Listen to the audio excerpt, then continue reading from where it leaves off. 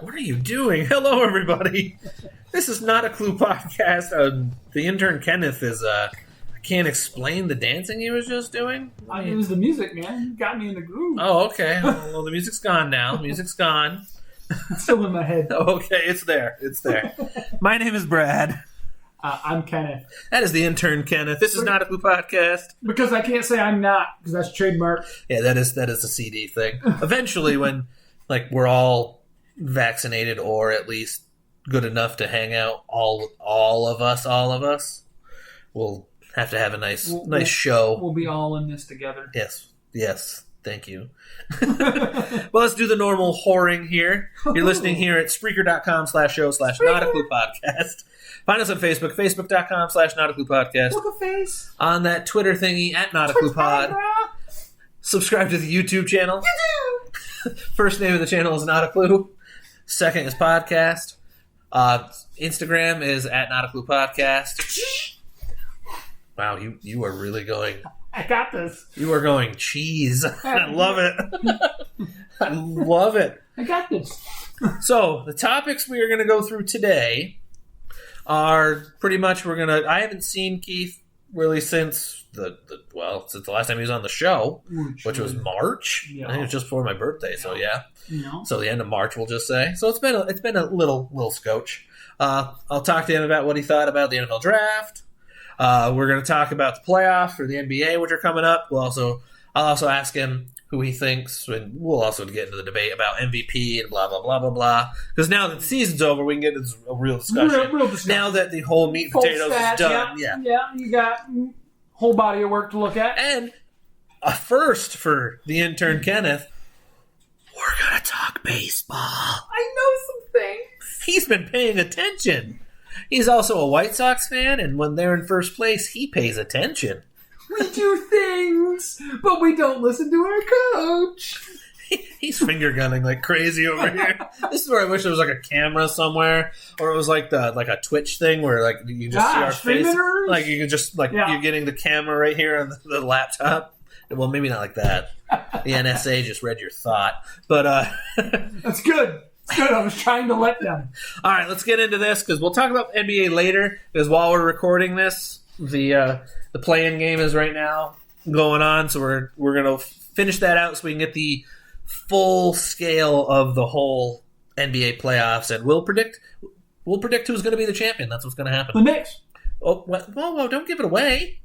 Give it away. Give it away now. It's enough. We gotta stop. All right, but let's do this. We'll get into the NFL draft because people like NFL talk. They do. For the most part. They do. All right, I'm just going to ask you straight up, because you're a Cowboys fan. Straight up, now tell me, do you really? Paul Abdul, stop. But you're a Cowboy fan, and I'm sorry. I am. I'm sorry. I apologize for you being a Bears fan. Even though it's lies. It's not lies. I really feel for you. So, I'm going to start right off the bat. Did you enjoy your first pick in the draft, Monsieur Micah Parsons, linebacker at Penn State? So, I do agree that he was the best available at the time. I wish we would have been able to get one of the two corners that I was hoping. But without them being there when our pick came. You wanted, Patrick Surtain. Yeah. That's who I figured. But when that wasn't available, I liked the move of trading down like we did. And then when Micah Parsons was there, you say, num, num, num, num. I can honestly That's say... how Jerry Jones did it. Well, according to that freaking Post Malone schedule drop thing, he actually might have. I never would have thought I had said Post Malone and Jerry Jones playing beer pong in a sentence before and mean it. But it was happening. And then they made it rain on Dak and Zeke. Yeah, that was weird. Yeah. That was but they couldn't denigrate the cheerleaders because that would have been denigrate, so they couldn't do that. That would have came back down. Yeah. And those are the guys making the money, so I get it. Right? It wasn't money they were throwing anyways. It was schedule. It was. But I get it. I mean, I understand. But yeah, no, one of the, if not the best defensive player in the draft, by most people's accounts. fact is, I really liked our linebacker core. I think this makes us stronger. I know we didn't renew Van Der Esch's contract for the 5th-year option, so we're letting Van Der Esch walk, as far as I know, unless we make him an offer for lesser amount. I don't know if that'll stick, though. I know Van Der Esch has also been dealing with injuries. He had a lot of neck-related injuries. But you also just lost fight. Well, even though you lose them every fucking day, Sean Lee retired. Yeah, that kind of didn't count him. He was like the backup, versatile guy. Like you could stick him wherever you needed him. Yeah, well, when he was healthy. Well, early career Sean Lee, loved him. Favorite linebacker, hands down. But a little biased. No. A little bit. Not you. But then, after our first round pick, we went in the second round and got a corner. Again, making me a little happier. Because our secondary was what I felt was our giant problem. For those who don't know, that was Calvin Joseph from Kentucky. Yes. Okay. No. I had to say it for the peeps. I know we Because lost. now you're getting to the second round. This is where the first round people start to doze off. Well, it's also on a separate night. Yeah. I watched. I can honestly state I only watched the first, second, and third rounds. I thumbed through 4 through 7. I usually watch it, but I was working. I was traveling on round 2. Yep. 2 and 3. So I didn't watch round 2 and 3. And I was basically sleeping on the remainder because, Yep. not dealing with it. Because of stuff. Yeah. But Stuff. round 1, I, for the most part, watched the first half of it, and then I was... You're like, it takes too fucking long! Round 2 and 3 is still entertaining, though. Yes. But when you get to 4 through 7, I still don't mind watching it because yeah. it's this. Like, they don't even announce all the picks. They don't have time to... It's like what, 2 minutes per pick? Yeah. Like, you literally, and with the 100th pick at the end of a draft, it's this. Oh, the 101 pick, it's this. Oh, the 102 pick. It takes them a minute to announce it. Yeah. So by the time they're done announcing it, the announcers... There's another guy walking on stage. The announcers are already going into, look at this guy's stat line, and the other 2 picks are in. Yeah. Like, they'll say at the bottom of the screen, and then if it's someone big, they'll be like, oh, hang on. We're going to... Yeah. Well, these guys just took the quarterback that we expected to go in round 1. Yeah. Finally. Or insert one of the better running backs. Or a guy who had, issues off the field or slid down. Or a guy who had like those freak tapes, or the combine stat guy who was like, this guy bench pressed 7,000 times. Wow. It's about time. Yeah, that's some kind of record, by the way. I think he would have went in the first round. Either that or they would have been like, you're in the wrong sport, son. Yeah. We're going to test you for shit. You get off that juice, please. So, again, taking the cornerback in the second round, all thumbs up. It's a spot we need to solidify. I know we also lost a lot of defensive linemen in the offseason as well. Because we did have probably like a whole bunch of seasoned vets that we signed for like a half a year. The rentals? Yes. Basically, is what you're saying? Yes. So I'm going to... I'm quickly thumbing through because I forget who some of the later picks that you guys had. So you guys did start... You got an O lineman in the 4th round. I mean, again, this is the part of the draft where you can find a gem, especially for an O or a D lineman, because this is where they hide. They hide because you can as long as their footwork and hand, you can work with. Yes. Because if they have the basic tools, you can mold them into, like, you don't have to, like, if you drafted, like, let's say you played left tackle in college, but look, he's probably not going to be able to handle, an Aaron Donald or J.J. Watt or any Von Millers, the big names, but, you move him inside to a guard, and now suddenly he's a little better because, he doesn't have to, he's now in a box. Yeah. He's now boxed in. He's got his center and his tackle next to him, so now he only has this to work with. Yeah, is what I'm showing is just outside of my shoulders, basically where your elbows bend. That's your box for linemen. If you don't know, if you know what I'm talking about. Yeah. That's a lineman. That's your box. Try to stay within it. That's because if you overextend yourself, you stay within your box. I know this is getting out of the realm of what actual discussing. And it's actual inside stuff that I'm not a lineman, but I know you do not. You do not. You don't put your arms out like a fucking basketball player because you're done. You don't want to put your hands together because that's where tweets come in. That's where the tweets come in. But if you have your hands just think of sumo. Yes. Yeah. Basically, like you're doing a push-up, but almost like an inside type push-up. Anyway, we're getting off topic here. ADD podcast. And then right after the tackle, following pick, we went with a wide receiver. Wide receiver. But he is a 6'4", 227. I was going to say, he's a bigger dude. Yes, he is. And can you pronounce his name?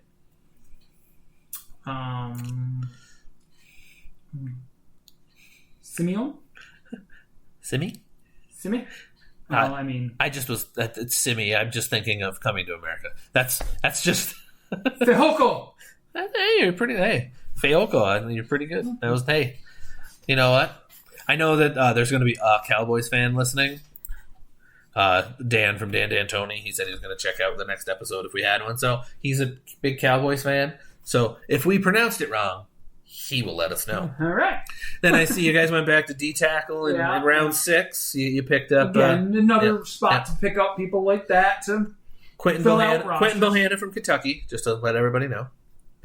And then your next pick toward the end of that round was Israel Mukwamu. Man, that was terrible. From South Carolina, D-back. Yeah, another D-back. But, you guys did mostly get defense, like you said. For the most part. But the biggest acquisition, again, that we made, I said it before, one of the biggest acquisitions of the offseason was getting our defensive coordinator, Dak. Now I'm going to spin this question to you. Was Dak worth the money? Because you have been very critical of him on the show. I have. And not on the show, like just regular bullshit guy talk. Yep. So, still tough to say. Like it's, and now he's coming off a gigantic injury. And that's the thing. It's not like he had a broken toe. His leg was turned the wrong direction. Yeah, it wasn't pretty at all. I remember saying this. I walked away from the TV screen, and because I think we were having I was hanging out. No, I was in Florida. And I was watching the game in Dad's room, because that's where I was staying at the time. And I went out to visit with Mom because I think lunch was being made or dinner was being made. It was a late 4 o'clock game.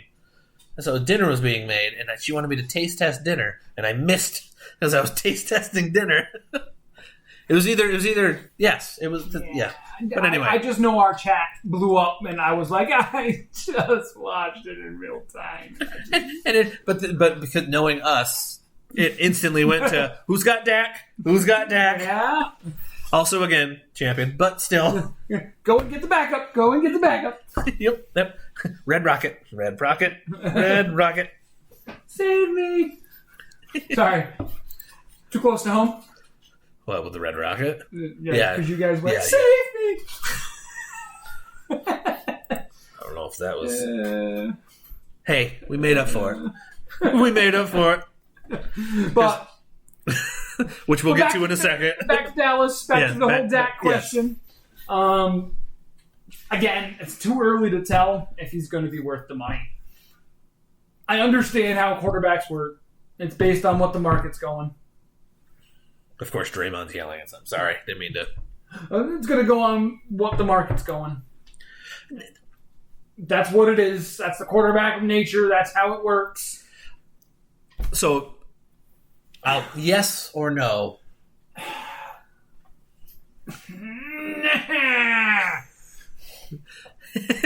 I don't know what that was. So, is that a...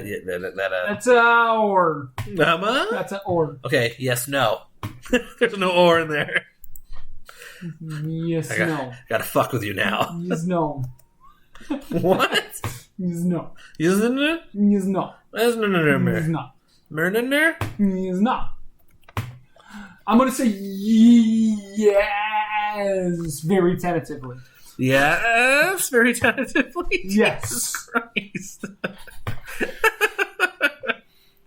So, for those people who don't know what it is, it's a 4-year, $160 million contract. $66 million signing bonus with $126 guaranteed. So the average annual, obviously, if you know math, 16 divided by, or 160 divided by 4. I said 16. I was going to say, that's a good way to do it. Yeah. What I meant is that's where you start and then work from there. 40 million is where I'm going here. But his dead cap money, if they somehow get rid of him, Does that register? Yeah. Cool. Is $95 million. Oof. Again. So let's say he breaks that leg again and is done. Look at how much money is. They can recoup some. No. Because they can get the insurance policy shit, but he is guaranteed that money. Mm-hmm. So all the guaranteed bullshit goes to him. Regardless. Doesn't matter. It's just that extra $34 million that's not in his contract. Which, this is where I hate how quarterbacks get paid. Because quarterback's the most protected position. Yes. If anybody should be given guaranteed money, it's the people like the running backs that get the shit kicked out of them on a regular basis. They should. I'm actually going to say something I think I've said, but they should not be eligible for that 5th-year option because teams beat the fuck out of them and then don't pay them. Yep. For the most part. And some get paid. Let them walk. Yep. Yeah. They should be a 3-year contract. I don't care what it is. 3 years is a max for a running back. All contracts. And then you got to pay them. Or you let them walk. It's 3 years. Even when they re-sign, 3 years. Because this is where it'll help the team, but it'll also help the running back. Because you can get a good-ass contract, and if you're still healthy enough after your 6 years now in the league, because some are, you can get one more contract of big-ass-ish money for a running back, big-ass-ish money. Well, and then by then, okay, most after 9 years, even really good ones. But I basically feel like a running back should have... This is where they have more freedom this way. Because they have their option of, look, I don't want to be on this team. I'm only here for 3 freaking years. If I haven't been traded... Like Barry Sanders? Yep, exactly. Exactly. No, you're right. And this is where I think... I know that now you get CBA shit has to come involved, and this would be like, oh, how come we can't get that? How come this has to be? Well, your position isn't treated the same way. Look at this right here, the Dak Prescott money. I know it's only 4 years, but he's coming off of a busted leg. No running back coming off of a busted leg is getting that or getting any portion of that. I mean, I know some of them have had injuries and still got pretty good money. But nothing a top 2. No. Like he's number 2. Well, even that. You're still not getting Zeke Elliott money. But this is what I meant. You're not getting top 2 money. You're not getting Zeke Elliott money. You're not getting Saquon Barkley money. Yeah, you're not getting your Christian McCaffrey. He signed a big deal. Yeah. You're not getting their money. You're not. If you come off a big injury and you're a running back, if you sniff top 10 money, good for you. That means they have a lot of hope still, and your physical went well. Yes, but that's... Honestly. It's just not likely to happen. So now my next question that I'm going to spin off the Dak thing, I asked you this, I think the last time I saw you. Lamar is going to be coming up to a contract. I remember we discussed this vaguely. So, do you think he would be worth more than the Dak thing? Because now look at how he regressed. Mm-hmm. And this year will be the big caveat. It will. If he meets in the middle of the 2 years, or it goes even worse, the same, or back to last year, or 2 years ago now. I can't say last year, because 2 seasons ago now, not this last season. So, let's branch it out. If he improves again, from anywhere from partway, or halfway, I'll say, to the full Monty, or he stays in the ballpark, or worse.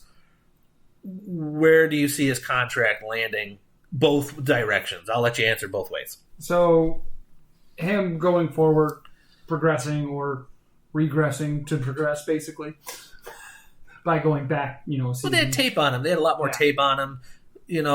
But they also had the backfield injury problem with all of them. And he has 0 targets for passing other than Mark Andrews, who had injuries. And so did Hollywood.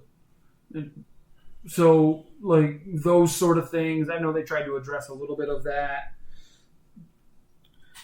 But I see him getting the money. Wait. Like, if he gets better. Oh, okay. So I was like, okay, which way did you just go? Yeah, we were talking about getting better. Okay. I see him getting the money that way. Okay. Now, conversely, if he stays about the same as last season, or worse, I can see them moving on. Okay, well, because that's the kind of league it is. It is. And just look at trades that just That's happened. what I mean. Yeah. Like, I could see him getting dumped to another team that'll give him a shot and, just try to ride out what was. Maybe they can bring him back. Because, honestly, if without the run game, I don't think Lamar can be Lamar. Like, he needs that backfield to be running behind him as well as it was 2 seasons ago. When you had Ingram and those guys, you had multiple players, but Yes. Ingram was your pound, and then everyone else was your outside. Scat back. Yeah. Because, honestly, he needs a good pass-catching back out of the backfield. Mm-hmm. He needs that good tight end, so he needs Andrews to be healthy. Mm-hmm. And he needs to make sure all his targets... That he hits his targets? Yeah. Well, that and he needs targets. I mean, they just drafted Rashad Bateman from Minnesota. Yes, they did. That's to try to. I mean, that can try to help. I mean, he's 6'2", 210 pounds. I mean, he's a big. That's what I mean. Like, a bigger target is needed for him. Yes, and he has speed too. This guy can run. I mean, he's not. But yeah, who else did they sign? I'm trying to remember who they signed. You're talking about for their... For wide receiver. They signed somebody that... They made this stupid comment about saying that he was going to be their new number 1, and I was like, well, what about... Sammy Watkins. They picked up Sammy Watkins. No. I'd rather throw to Hollywood. Sammy Watkins is... how can we say this? If he's on the field, good. Yeah. If he's not on the field, well, that means you're not going to see him. Because he's... We've had him on fantasy teams.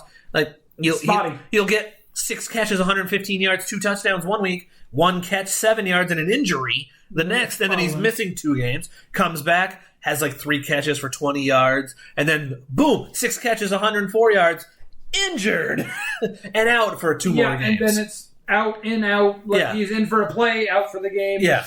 He'll get a catch for 8 yards. Oh, he's out again. Yeah. He comes back the next week, 3 catches, 44 yards, and a touchdown. Oh, but he got hurt in the third quarter. But like I say, Hollywood Brown. Although I will admit, if he's your flex and he's got 3 catches, 44 yards, and a touchdown, solid money. Yeah, solid. Because that's 7.4 plus the 6, you got 13.4. If your flex is getting you teenage points, I know I said teenage points. Wow. What the fuck? Wow. We're in a wasteland. Yeah. Calm down. That's big money. You calm down. What? I just said we're in a wasteland. That's a big one. I could be talking about Mad Max. That's a big one. I don't have that kind of coin, son. But speaking of coin, got to make a little bit. Got to hit a small commercial break. We'll be back. We'll finish talking about, because I need to get to the El Berzos. And I also want to get your opinion on that. And then we'll also talk about a couple more contract-related things. And then we'll get, because it's getting closer and closer to the end of this game. It's, it's fourth quarter now, so we're getting there. So that's why we're doing it this way, so that while we're recording it, this will be done. Yep. So we're going to hit a commercial break. We'll be back in just a few seconds here on Not a Clue Podcast.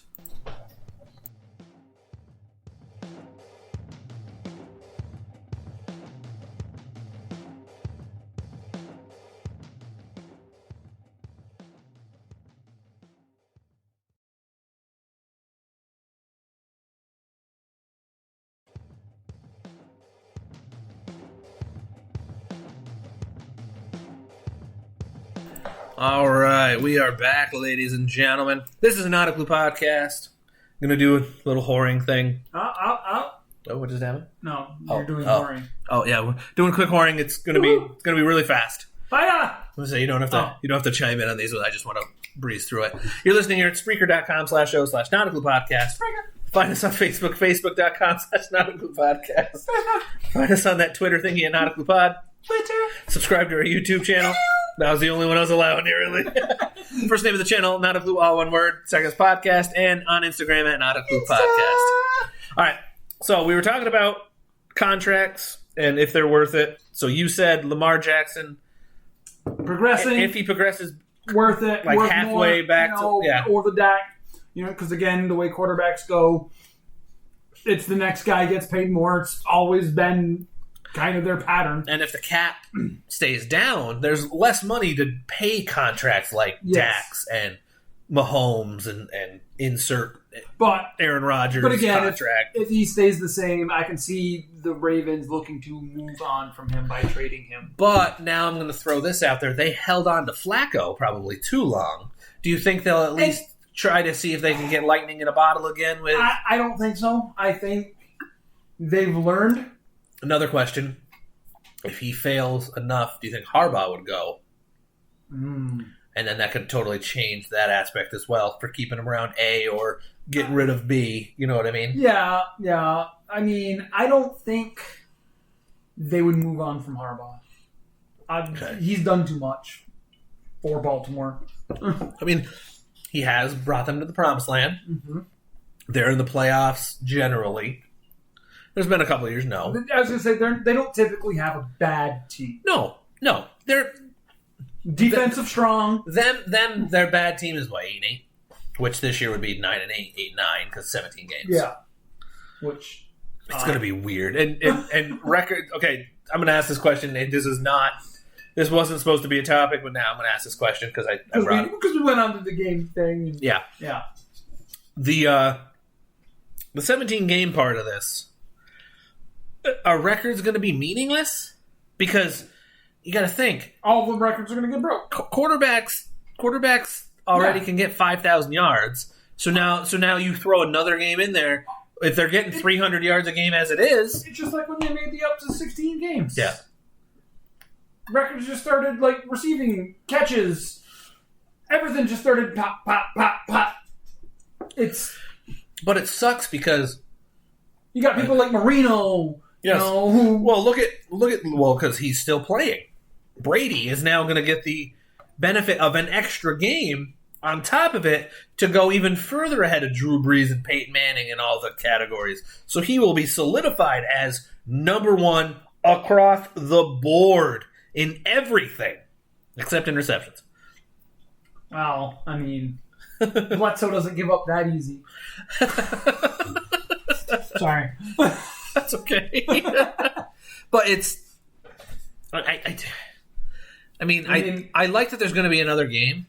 Did you get it, though? Because Bledsoe got hurt. Yeah, he got hurt. Yes, I caught you. I was trying to move the show along. Sorry. I just wanted to make sure everybody else understood where I was going with that. When you have to explain the joke. It might be too sophisticated for your layman viewers. Sorry, I'm not saying all viewers are layman. Wow. I'm just saying. Wow. The non-educated... Shots fired from the intern. The non-educated sports viewer might not get the reference. All right, I get what you mean. Or somebody say 17 has no idea who Drew Bledsoe was. Or is. They just know, wasn't that the guy before Brady? Wasn't that the guy who threw interceptions a lot? Hey, he was an all-pro for a couple of years. And then he went and played for the Cowboys. That's true. That's why you're so bitter about that guy. I mean, I could have brought up Ryan Leaf. You could have. You also could have brought up... Quincy Carter? Yeah. No. You could have brought up... you can't really bring up Romo. Vinny Testaverde. You cannot slander Vinny Testaverde. I was not slandering Vinny Testaverde. I can bring up Vinny because he was... ever slander Vinny Testaverde. He was in the league forever. He's like 79 and a half, and he could still probably sling it. Because he was 80 when he left the game. He's younger now, apparently, according to Benjamin Button. According to my fucked up math that I just did. For my layman listeners. It checks out. Yeah, I believe it. Let's see it. All right, let's get past it. All right. Past the Cowboys. Sorry. Yeah, no, that's fine. No, I was We're on your contract talks. Yep. We were talking about Cat being available. Yeah, we kind of spiraled from there. Yep. All right, so now I'm going to go to my boys because I diehard Bears fan and Jason, show regular friend of the show. He's also a diehard Bears fan. So I have to ask the question: what was your initial thought when the Bears traded up to get Justin Fields, the quarterback from Ohio State? So, I was a little surprised. But at the same time, I didn't think it was a bad move. Nope. If you paid attention to the mock draft, I actually said in the mock draft, the portion that the Bears could trade up to without giving away the farm, which they did not, was pick 11 to the Giants. It is on record. Listen to it. I said it. But I said Justin Fields would be gone, and it would have been Mac Jones sitting there at that point. That was what because I thought the other four were gone. Mm-hmm. So I said Mac Jones would have been there. Justin Fields now, who I had as the number 3 quarterback coming to us, I'm okay with it. It's not as big a risk as we gave up more for Trubisky going from 3 to 2 than we did going from 20 to 11. Honestly, after my Cowboys traded away, I didn't expect the Giants to trade away. I didn't. But it was a smart move technically by the Giants as well. Well, because I think the Giants were hoping Devonta would fall.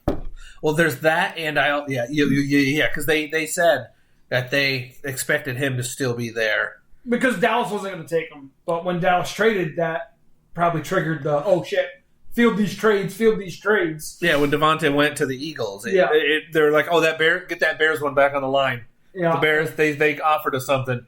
Yeah, we can go down and get our next guy on our board. Just be like, you want to increase that one to a 5th, and we'll take it. And we'll give them an extra 6th. Yeah, we're good. All right, there you go. But so you didn't mind it. I didn't mind it. Do you think it'll work out? I know it's too early to tell. I was gonna say we're projecting shit that you don't know what happened. Like honestly, we could get to this coming season. Patrick Mahomes could be the worst fucking quarterback. He's more ready than Mac Jones is. Okay. To see field time right away. I think Mac Jones needs some developing. Mac Jones is going to be behind Cam Newton. Cam Newton's they've already said Cam's the number 1 guy. Yeah. They re-signed him. He's number 1. Mac's going to learn behind him. It's not like a Brady situation where Cam's going to basically be diva-esque like Brady and be like, why is this Ken here? Yeah. That was a terrible Brady. But no, that sounded just like him. Oh, did it? All right, good. Giselle just lost her pants. She listens. And then Trey Lance being the other one who I also think needs time to develop. All right. Okay. We'll hold that thought for a second because I was going to go there too. Okay. But that's why, like you had Fields as the number 3. I think he was the number 3 ready to play, like out the gate. Okay. So Trevor Lawrence is automatically going to be number 1. Zach Wilson's pretty much going to be. Yes. Because there's that still off chance he's not. But he's going to be. Because they have Flacco there, and they have forgot his other name. But anyway, they have people who have played before. Yes. So they have that. And Darnold went to Carolina, and now he is Carolina's guy. Because they drafted somebody later on, but nothing nothing of a first round guy. 9 times out of 10, you're starting. I just think Teddy Bridgewater gets to chef every single time. Mm-hmm. Honestly, that injury killed him. It did. No, he's still getting paid. For the layman, He's not actually dead. Yeah. He's alive and getting paid decent money. Actually, I can tell you how much that man's getting paid. I have that website up still. For the layman fan, he didn't actually die from the injury. Yeah. Just wanted to clear up the air. Right, for the record, he has 1 year left on his contract, and he's getting paid $4.25 million. That's not a lot.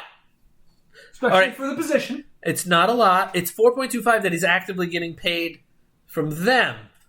Remember, he still had the... Carolina is paying for a bunch of his contract, so he is technically making $10 million. Let's throw that in there. He's actually making almost 11 now that I looked at all the math. All the meth. All the meth. So yeah, he's making about my toe. Oh, that didn't sound healthy at all. My toe. Mateau. Stefan Mateau? That's a hockey player, sorry. We don't talk hockey much. Although we could soon because it's playoff hockey. It's the best kind of hockey. Okay. Playoff Canadian sport. Okay. Oh yeah, the Canadians are playing each other. The Habs and the Toronto Maple Leafs. Oh my god. The people around here who are both of those fans. I mean, then you also have a lot of Boston fans, a lot of Rangers fans. Rangers, yeah. And Sabres fans. Like that's pretty that's what we get. Sprinkled in, Chicago. you'll get Chicago, Detroit, and Pittsburgh. Because my brother-in-law or former brother-in-law and my nephew are Penguins fans, and I know a couple other ones. Brennan used to be a Penguins fan. Well, when you have Mario Lemieux and Jaromir Jagr, who still is playing, just not in the NHL. He's playing overseas, back in Russia again. But when you had those guys playing, it was hard not to. And the hair that Jaromir Jagr had, you just could not beat the Russian mullet. The flowing locks. The rullet. The Russian mullet. I like it. Trend it. Twitter. Hashtag roll it. Get it trending, bitches. But, all right, back to where... Hey, hockey, no. But anyway. We're back on Fields. Yeah, back on Fields. We'll get back to Fields because... All right, okay. We said that Trevor Lawrence and Zach Wilson are going to be... Are going to be starting pretty much ready from the start. There's the slight chance. Trevor Lawrence 100% on the field. Yeah. Moment one, first snap. I think it's first offensive snap. I think it's going to be the same thing for Zach. I think so too, but there's that slight... I don't give him 100%. I give him like a 91. I was going to say, I don't see him trading... I don't see him trading Darnold if they didn't plan on starting him from the start. I completely agree, but just from how the Jets organization goes, there is that... Jets, Jets. There is that part that makes me go... Make him say... They make him say, oh... Whoa, don't do it. I know where you're going. Oh! No.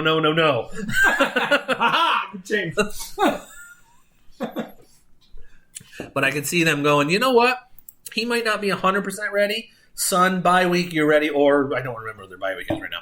The schedule got released. The schedule got released. And I didn't check every team's schedule. Yeah. Not going to lie. That's fantasy time. I'm not ready for fantasy yet. We'll just say week 6. Because that's a solid spot. I give him 11 games. Yeah. Because this is where I could say Justin Fields, he may not start right off the bat. I can see that as well. Because if they play, I want them to play it smart. I really, really do. Whether they do this or not, Chicago. Because now I'm getting to my answer. Yeah. I hope they play it smart. And if they think he is heads and shoulders ready, then by God, put him the frig out there. You have a viable backup. Okay, again, I know it's Andy Dalton and Nick Foles, but again, viable. You have a Pro Bowl Andy Dalton, and you have Super Bowl MVP Nick Foles, who I think will be traded. I can honestly see the Eagles going, bring him back. Gimme. Or I could even see him going to KC as a backup to Mahomes. So, because that's where Andy Reid is, and I could see either one of the guys from that tree doing it. Because He's familiar with both coaches. Both coaches like him. Both coaches got him to play well. Well, Andy Reid got him to have that 26-1 season, where 26 touchdown, 1 pick, whatever the hell it was. Well, Nick Foles only really came back to one of those. Like, he retired basically at one point. No, he was he went to. I'm blanking which team it was. I think it was Kansas City actually, and he went there and failed terribly. Well, yeah, but that's the thing is he basically was ready to leave the league. Said he would only come back. Yeah, if he went to Philly. It was Philly and one other place, and Philly was like, yeah, why not? Yeah. And then look what happened. Yeah, Super Bowl happened, win, champion, MVP. The rest is history. Jacksonville gave him a good contract. Jacksonville's like, nah, son, get out of here. Bears are like, we want a cornerback, and then they took him. And yeah. This is why I'm hoping, and I'm going to stress this. I'm going to say this again. I'm going to say what I was saying. If they play it smart and give him, again, like that 6-week window of Andy Dalton showing him the ropes, and if Nick Foles is still there, Nick Foles is a locker room coach type that can help him out. Because everyone has great things to say about Nick Foles, off the field, locker room, sideline guy. They say he is great and all that, and they say the same thing about Andy Dalton. Not as much as they do Nick Foles. See, or excuse me, Foles. I put the D in there. I wanted to Ben Foles 5. I was drowning slowly. Anyway, but I wanted to say how serviceable Andy Dalton became for the Cowboys last year. Well, you needed him. I know, and that's what I mean. Like, first couple of weeks, rocky. Of course, offense was not planned for Andy Dalton. No, because two different games. And again, this is going to be completely different game plans as well, from Andy Dalton to Justin Fields. You have Justin Fields, who is a running quarterback, but he has an arm. Yeah. If he's accurate, like he could be, he wasn't. He wasn't terribly accurate. I would say Dak Prescott-esque. Dak Prescott can run.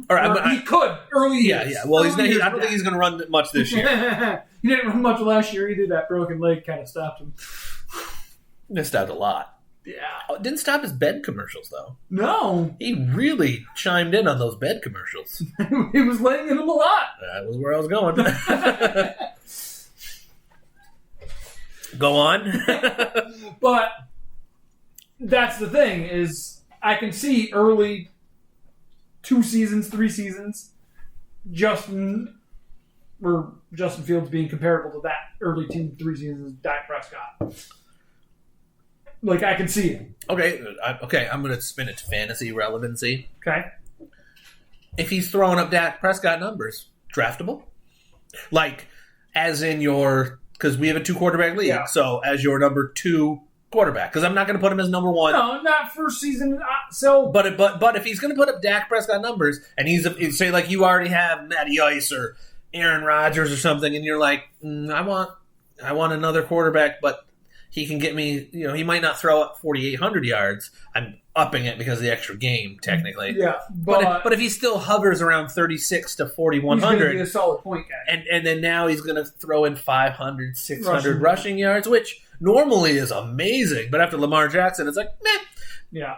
But if he throws up 500 yards and throws in an extra 6 touchdowns rushing, I'm just throwing up random numbers. No. I'm not saying he's going to do this. Don't hold me to this. But if he somehow does, hold me to it. Just conversation, devil's advocate type of thing. Yeah. Just want to throw out the number. So if he's putting up those numbers, Problem is I don't like. He has to start from the get go. I feel. Oh no. But I'm saying if you said the first 2-3 years. Yeah. So excuse me. So let's just say year 1, like this year, week 6 or week 7, get in that ballpark. He starts putting. Yeah. Okay. So year 2. Year 2 is the real test. Now, this is how I'm going to actually throw it. Is he worth a pickup in week 7 after he's played a game, or week 8 whenever he plays his first game?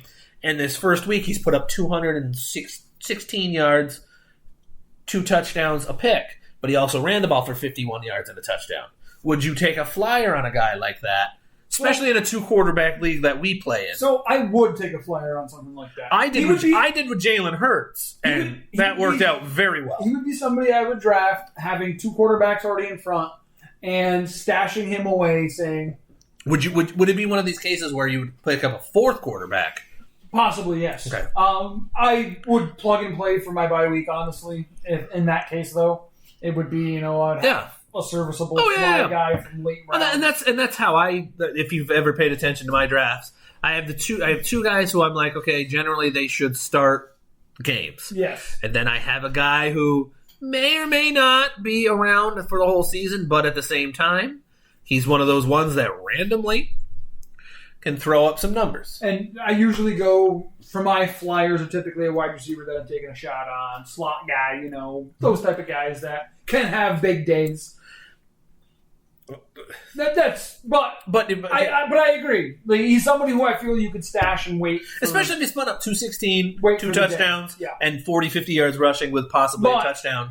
It's really going to depend on how the Bears' offense works as a whole. Even without him in. Like before... One thing I can say is Allen Robinson actually went from disgruntled to, like he actually seemed attentive again to the Bears and is now open to a contract, which he was not before the draft, because he probably thought, this fucking train wreck I'm not going down again like I did in another freaking place. I'm also going to quickly go through. I really like the Tevin Jenkins pickup, the O-lineman from Oklahoma State. I thought that was a really good pickup for the Bears. I'm going through quick, sorry guys. For anybody who was like, I want in-depth. No, you're not getting in-depth. You will in about 5 seconds, though. Maybe not 5 seconds, maybe about 10 seconds. Because then they got another O-lineman. They got from Missouri, Larry Borum. I'm trying to get to him. He should be the next one. Should be the next one, you son of a bitch. Son of a bitch. And there he is. Khalil Herbert, running back from VTech. Mm-hmm. And then Daz Newsome, the wide out from North Carolina. Mm-hmm. I like those late picks because wide receiver depth, need it. It is needed. Don't need running back depth, but Tarek Cohen is probably gone at some point. There we go. We already have it set. Because David Montgomery is not going anywhere. My biggest thing is I feel you guys are weak at tight end. Cole Kmet. We drafted him. If you noticed toward the end of the year, there was a tight end getting a bunch of catches. I said at draft day last year, I said it in our thing. I said that's the tight end of the future for the Bears. Give him a year or two. And toward the end of the year, he was putting up numbers. He's already ranked. If I remember, I was listening to this on the fantasy football, the fantasy sports radio on SiriusXM. I listened to a couple of guys on there because I really value their opinion. Both of them already have him as a top 7 to 10 already before the season's even started. And now that Justin Fields is going to be there, they may actually bump him up more. And that's the thing is young quarterbacks, tight ends, they're safety valve. That is like, hey, this guy's going to be where you can see him. Yeah. This is the guy. And that's why a good tight end. And that's why I don't think you're solid enough. Like, I think you should have shored up that position. The tight end? Yes. I think Cole Kmet. I say shored up because all it takes is an injury to him, and then what are you doing? Oh, yeah. You gotta, yeah. There's a lot. There's a lot there. I forget how to spell his name, but his last name is Kmet. I'm trying to. I don't know if I'm spelling it wrong. Wow. Hey there, Kermit the Frog here. Watch out. Hi there, Kermit the Frog here. But I actually, this is a story I'm going to tell. I'm going to tell this on the air. On the air. What? I don't know. What the hell is that? It just sounded good. I'm my own sounding board. I guess so. All right. Cole Kmet last year. I was spelling. I forgot. It's Kmet. I was putting Kemet. It's just Kmet. Kmet. Come on. He didn't really play much to start the season. Like he was the number 3. He moved up to number 2 very quickly, and then shot up toward the end of the season. And the last he started the last 9 games, which isn't a lot. But he ended out. I think he had 1 catch going into that. He had 28 catches total, 2 touchdowns, but he had 44 targets. Most of that toward the end. So that's half of season now. So why didn't he catch the other 16 balls? He had Trubisky throwing him the ball? Part of that? Likely excuse. It is. You just don't like him because he's from North Carolina. The man had one drop. That's it. No, I like him. I have hopes for the man. I know he went. Kidding. I know he went to a terrible school. He went to a great school. He went to a terrible. Oh, I take that back. He went to a good football school. He went to a terrible basketball school. He went to a great basketball school. I don't know what you're talking about. Fuck North Carolina. Fuck Duke. Wow, you're so rude. Why you gotta? Never mind. No. That's big money. Also, that's big money. No, big money. no. I don't want it. Don't want it. Don't want it. Don't need it. Not gonna go there. I'm just quickly looking. Oh, there's minute 12. Oh my God, it's tied with 1:12 left. All right, we're gonna hit a commercial break for a minute 12. yeah, we're gonna. Well, it's not really gonna be whatever Spreaker puts up as your commercial break. We'll be back in a few seconds, and we'll be talking some NBA playoffs. We're gonna get our predictions for that, plus our award-winning type stuff for MVP, NBA, blah blah blah blah blah. So we'll be back. This is Not a Clue Podcast. We will be back in just a minute. Look at that.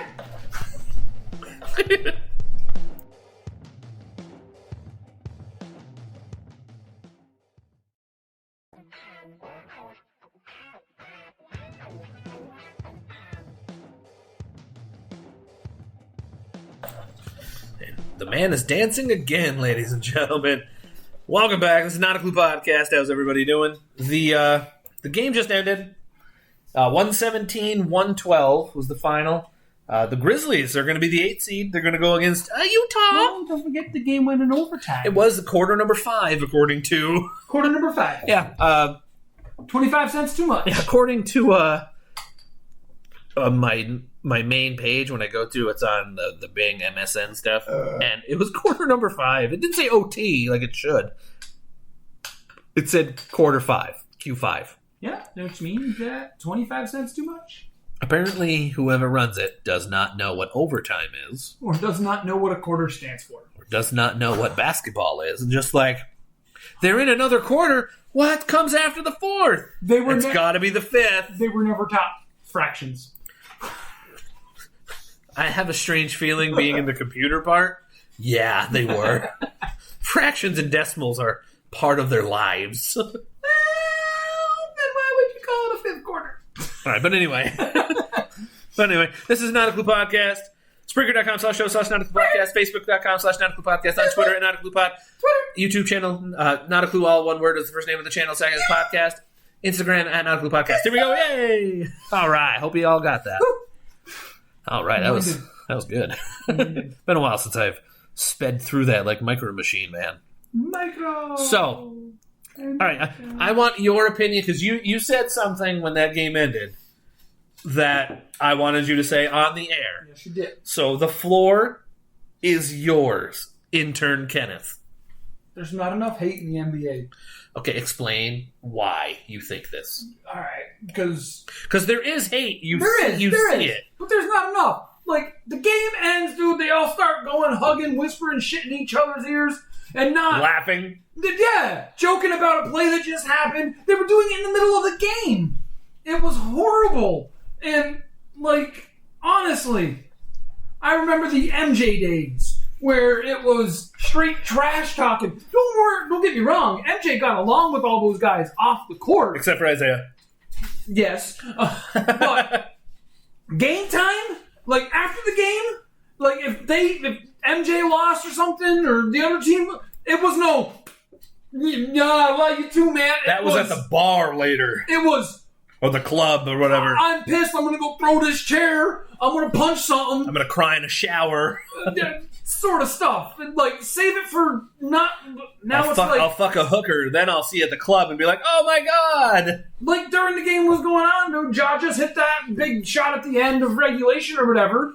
And people are... the end of overtime when he put him up. Guys talking to him before the inbound and they're laughing and joking. And it's like, you're on the other team, dude. Like, why are you laughing and joking with the guy who might have just put the dagger in your game? I was going to say, ended your season. Senor, you just ruined my season. I didn't throw the perfect one. So not copywritten. Fuck you. But that's what I'm saying. Like, where's that fire? Where's that drive? I get what you mean. I understand what you mean. I can honestly state I don't mind seeing the love, the joking, and stuff like that. But when this type of game is going on, that's like I understand maybe a handshake or a little bit of a hug. This was game 22 of the season. Have at it. Yeah. Have at it. It's not that important. This is a one and done. Yeah, this is your season. This is it. Like this is like game 7. Like this is a game 7 if you think about it. This is like the NCAA tournament. You win, or you go the shit home. And Golden State's going the shit home. And they were laughing with John Moran after he hit Kim Bucket. I understand what you mean. Like there is hate. People don't like each other. There are people who say they hate each other. Hold on. Draymond Green, the epitome of hate while playing the freaking game. The guy just hates everyone. But they say off the court, he's perfectly fine. That's what I mean. They say the moment the game is over. But that's how it should be. You get that mentality of... Oh, no, but he's laughing and stuff at the end of the game, too. At the end of the game, too, yeah. But during the game, he is, fuck you. But that's what I mean. Yeah. Like, if I see someone's ended like this way... I would just, good game. Yeah, Yep. I might go to the player who beat us. Steph did. Steph said something to Ja. I get it. Yep. All good and well. If I'm known as one of the better players on my team, I will find the better player or second best player, whoever the fuck you want to get. I would just beeline straight to Ja. I'll just say, or Valanciunas. Yeah. I'm just throwing Brooks, Dylan Brooks. He's another going to be a bigger name for that team. Yeah. I would find them. I would shake their hand if they wanted to quickly say something to me. Get in there for a quick hug, so that the towel over the whisper something so that nobody can really hear it, see it, lip read it, and go on my fucking way of not being happy with them still because they just beat me. You beat me. I hate losing. I hate losing. I might have joked around and shit on the field when we played ball. Yeah, I fucking still hated losing. So. It's got to be a competitive KA thing because you completely despise. I can still have fun while I'm playing that goddamn game, but if we're losing, I still might be having fun. I still might look like I'm having fun, but inside I'm going. I would break everything if I could. I'm going to bring up my semi-pro days. All right, with the Tigers. Get done the game. First season, we lost all of them, every single game. But I would always go to the receiver I was guarding. Because I had mutual respect for that person at that point. Yeah. Because it was like, hey, I seeked you out. We played good. We all got jobs. That was kind of my thing because I wasn't getting paid to play. If I was getting paid to play, I wanted to be so friendly. Yeah. I'm sorry, you're taking away my livelihood by beating me. Yeah. That's what it is. And you would have expected nothing less from that person. Exactly. Back at you. Exactly. I mean, granted, we all had, an after-game prayer kind of tradition of the league. We would all go to the center, meet up, give thanks for, being able to play football at this stage in our lives. Yeah. There was a 93-year-old with a walker playing. Hey, caught 2 touchdowns. Also got ejected for using his walker. Well, he hit a guy. The ref. I said he hit a guy. But I didn't specify who. But that's what I'm saying. Like, I hated him on the field. I talk shit on the field. But the moment the burn I didn't mean none of that. We're good. Okay. Because, again, we are all getting together and saying our thanks for playing this game, of being allowed to play this game, and going home healthy. As healthy as you can for playing a rough sport. I don't care whatever sport you play, from football. You're going to get beat up. From football, your body's to beer league softball. Because beer league softball, it's usually a lot of older people that play it, for the most part. Full disclosure, Brad got injured a lot. Beer league softball.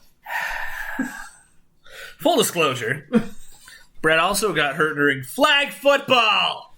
Hold on, full disclosure. It was hilarious. Jeff and I were just talking about this at work today. God damn it, really? Oh, it lives on. Oh, is it because you said you were coming to hang out with me? Yeah, and he's like, oh, yeah, I know Brad. He was the one who tripped over the line. I was like, yeah. It was bad. Yeah, last year, like literally the couple of days before the pandemic, when we were at the bar, he was there, and he's like, "How's the arm?" You son of a bitch! Nice to see you too. Yeah, no, it was. But it's all good. It's all good. That set in motion a lot of shit in my life. It did. Like it made. I know my old boss listens to this still religiously, and I'm sorry for saying these words right now, Todd, but I got fucked over when I broke my wrist. And I hated my job ever since. From moment one. That's why I do not draw blood anymore. That is the reason I don't. That's why he's no longer a vampire. Yep, I no longer am a stabbing bitch. Ooh. I now take your 911 calls and tone you out if you're a fireman or an EMS or a policeman. I am none of those. I am a credit union financial service representative. Do not call me a banker. He gives you a loan. If you ask nicely. He's a loan officer. I'll get Jeff to approve it. Like, that guy broke his wrist. Nope. If he plans on paying this back like he runs, no. Hey. I showed up until the fall that I could put some people on skates, because I did. You did. Like I said, I was on the sidelines cheering like no tomorrow. Well, Brandon was behind me going, oh. And he says that every time. He's like, dude, he goes, you made two guys fall, and you're gone. No one's near you. You're on the ground, and you're out. To your credit, you did play a whole nother game. With a broken wrist, I did. Didn't know it was broke. But to get back to the hate, I just, like, while the game's going on... We got way off topic. But while the game's going on, the hate should be there. You should not enjoy the people you're playing against. You can be friends off the court all day long. Yeah. When you're on that court, you should not be smiling and laughing with the other team. Correct. Like, I was smiling and laughing with you guys. We're teammates. Yep. Yep. Like, when I would pitch and I knew, like, their other pitcher was batting and he made a comment like, "Oh, you afraid?" Okay, I would joke because that's a thing. There was a pitcher in the league that would get pissed if you hit a line drive back at him. You're the pitcher. I don't care. I know that it's one of those unwritten rules of beer league softball. Yeah, I was going to say slow pitch and everything. But at the same time, okay, another one of these full disclosure injuries, compartment syndrome in this leg because I got hit with line drives. And that's the other thing, is not every person is a professional freaking hitter. If I ever hit the ball back up the box, I'm fucking sorry. That was not where I was going. And it's usually what I'm saying is I'm running to first. Oh shit, are you alright? Dude, didn't mean that. Majority of the league. Dude, I know. It's part of pitching. A couple of people, fuck you, blah, blah, blah, blah, blah. Don't pitch. I'm sorry. Hey, because that was the first thing I tried to do.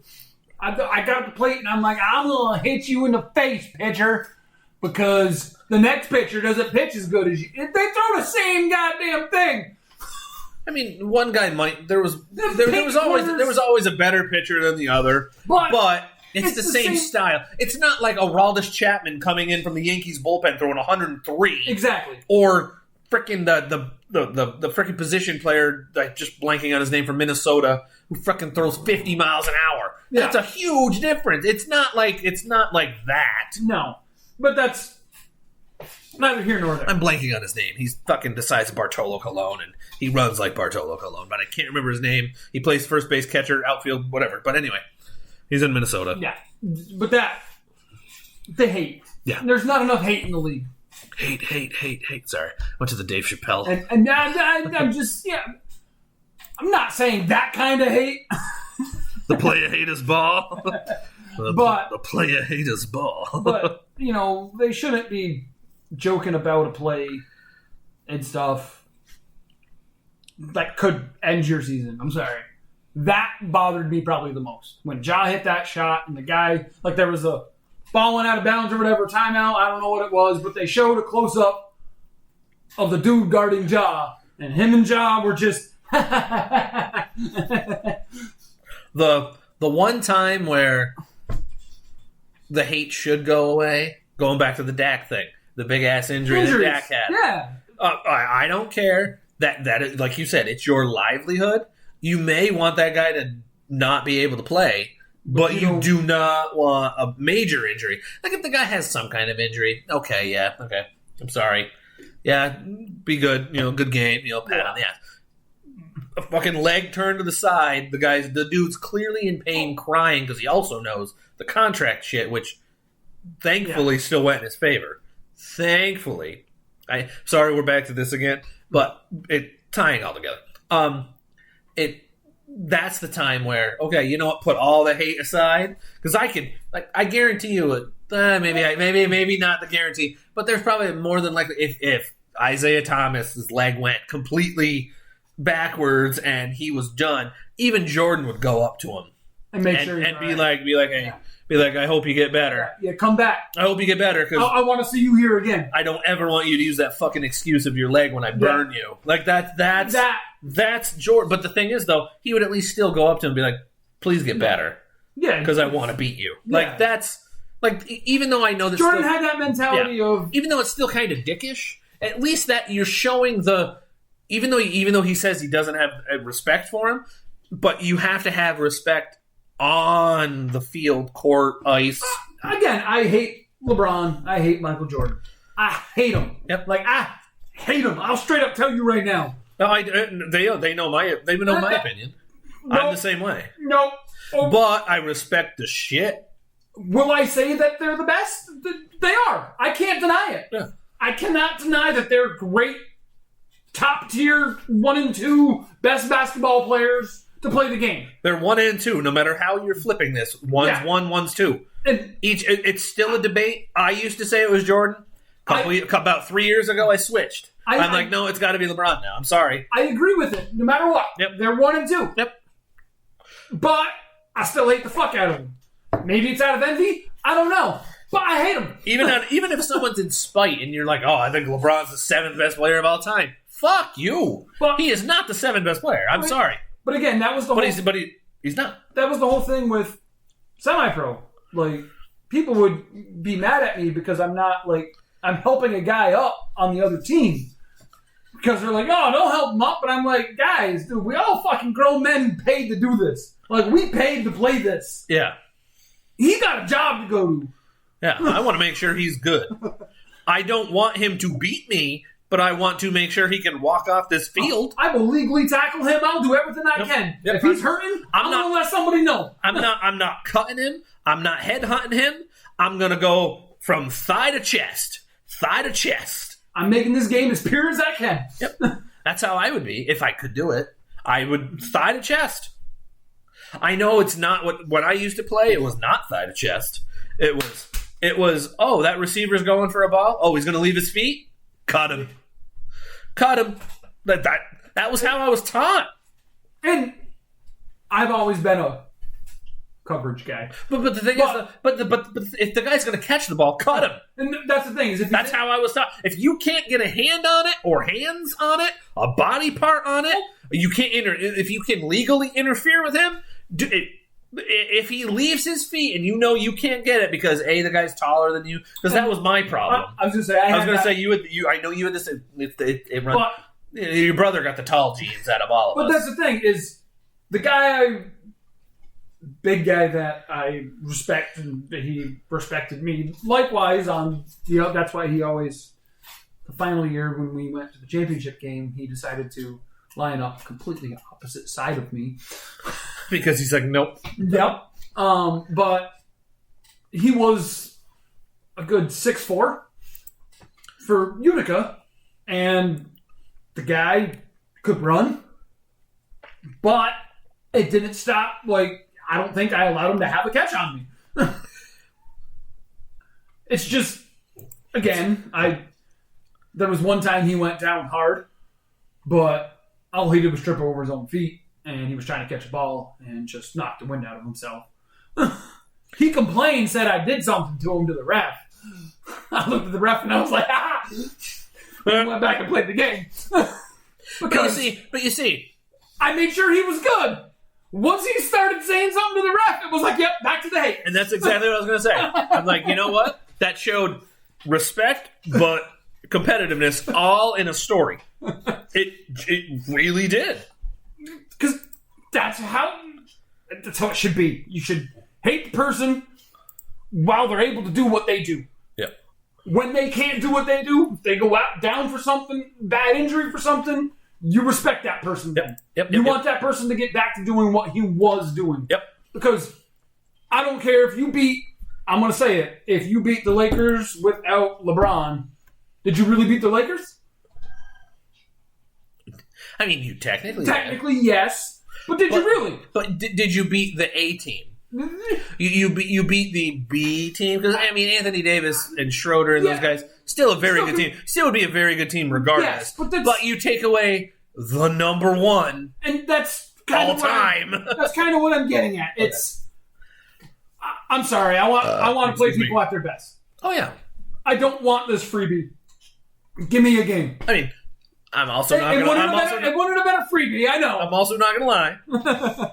I will take a championship no matter what. But it would feel a lot sweeter if I sat there and said... Again, it's probably a lot of... To my competitive nature, growing up with an older brother who was also good at sports. And we had very often competed. What? No, you guys never did that. No. I still kick his ass at cornhole.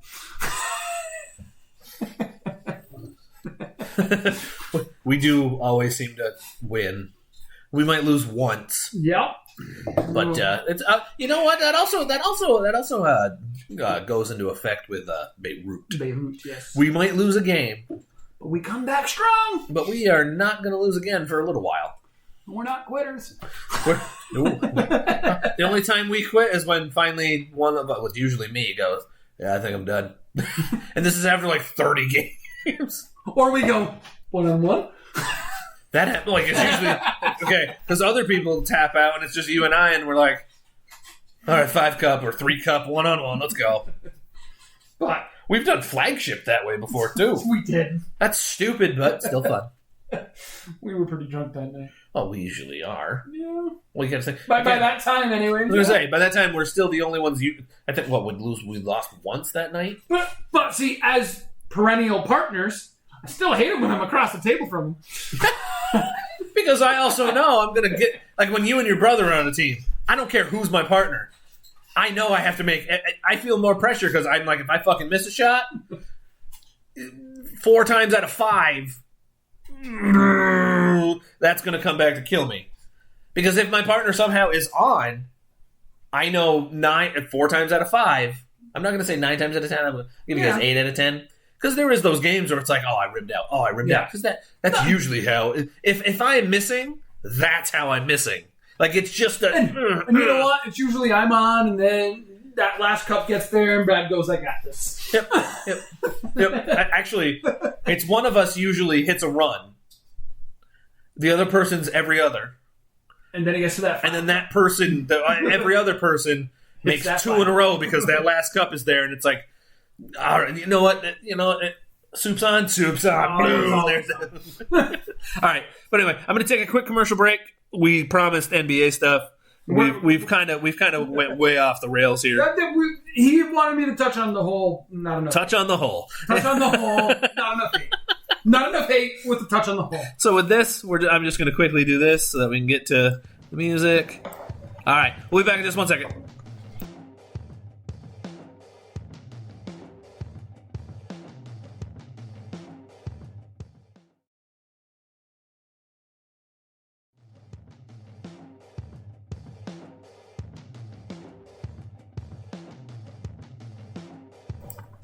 All right, there we go. We's back. All right, it's a Not a Clue podcast. I won't go through the thing. Springer.com/show/Not a Clue podcast, Facebook.com Not a Clue podcast, Twitter at Not a Clue pod. All right.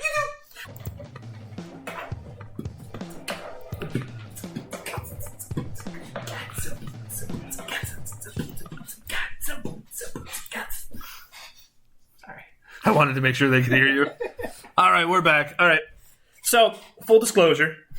This is a full. Honestly, I think the parentheses name of the show is going to be full disclosure. I am still getting used to this whole throwing commercial things in here. And we just did an entire segment Without recording it. without being on a microphone. So, I love my baby mama. I'm a never. Gotta go. So, here we go. With the We're going to repeat what we just got done talking about. We're gonna try. We're half gonna, an hour. like so. we had so much shit that we threw out there, and now it's witty banter, and it's now going to be more boring because and colloquialisms, and now we're just going to be reading off a piece of paper. yeah. All right. So Memphis just beat Golden State 117-112. Yeah, it was a good game. And We already went over the hate part, right? That part recorded because we went to a commercial.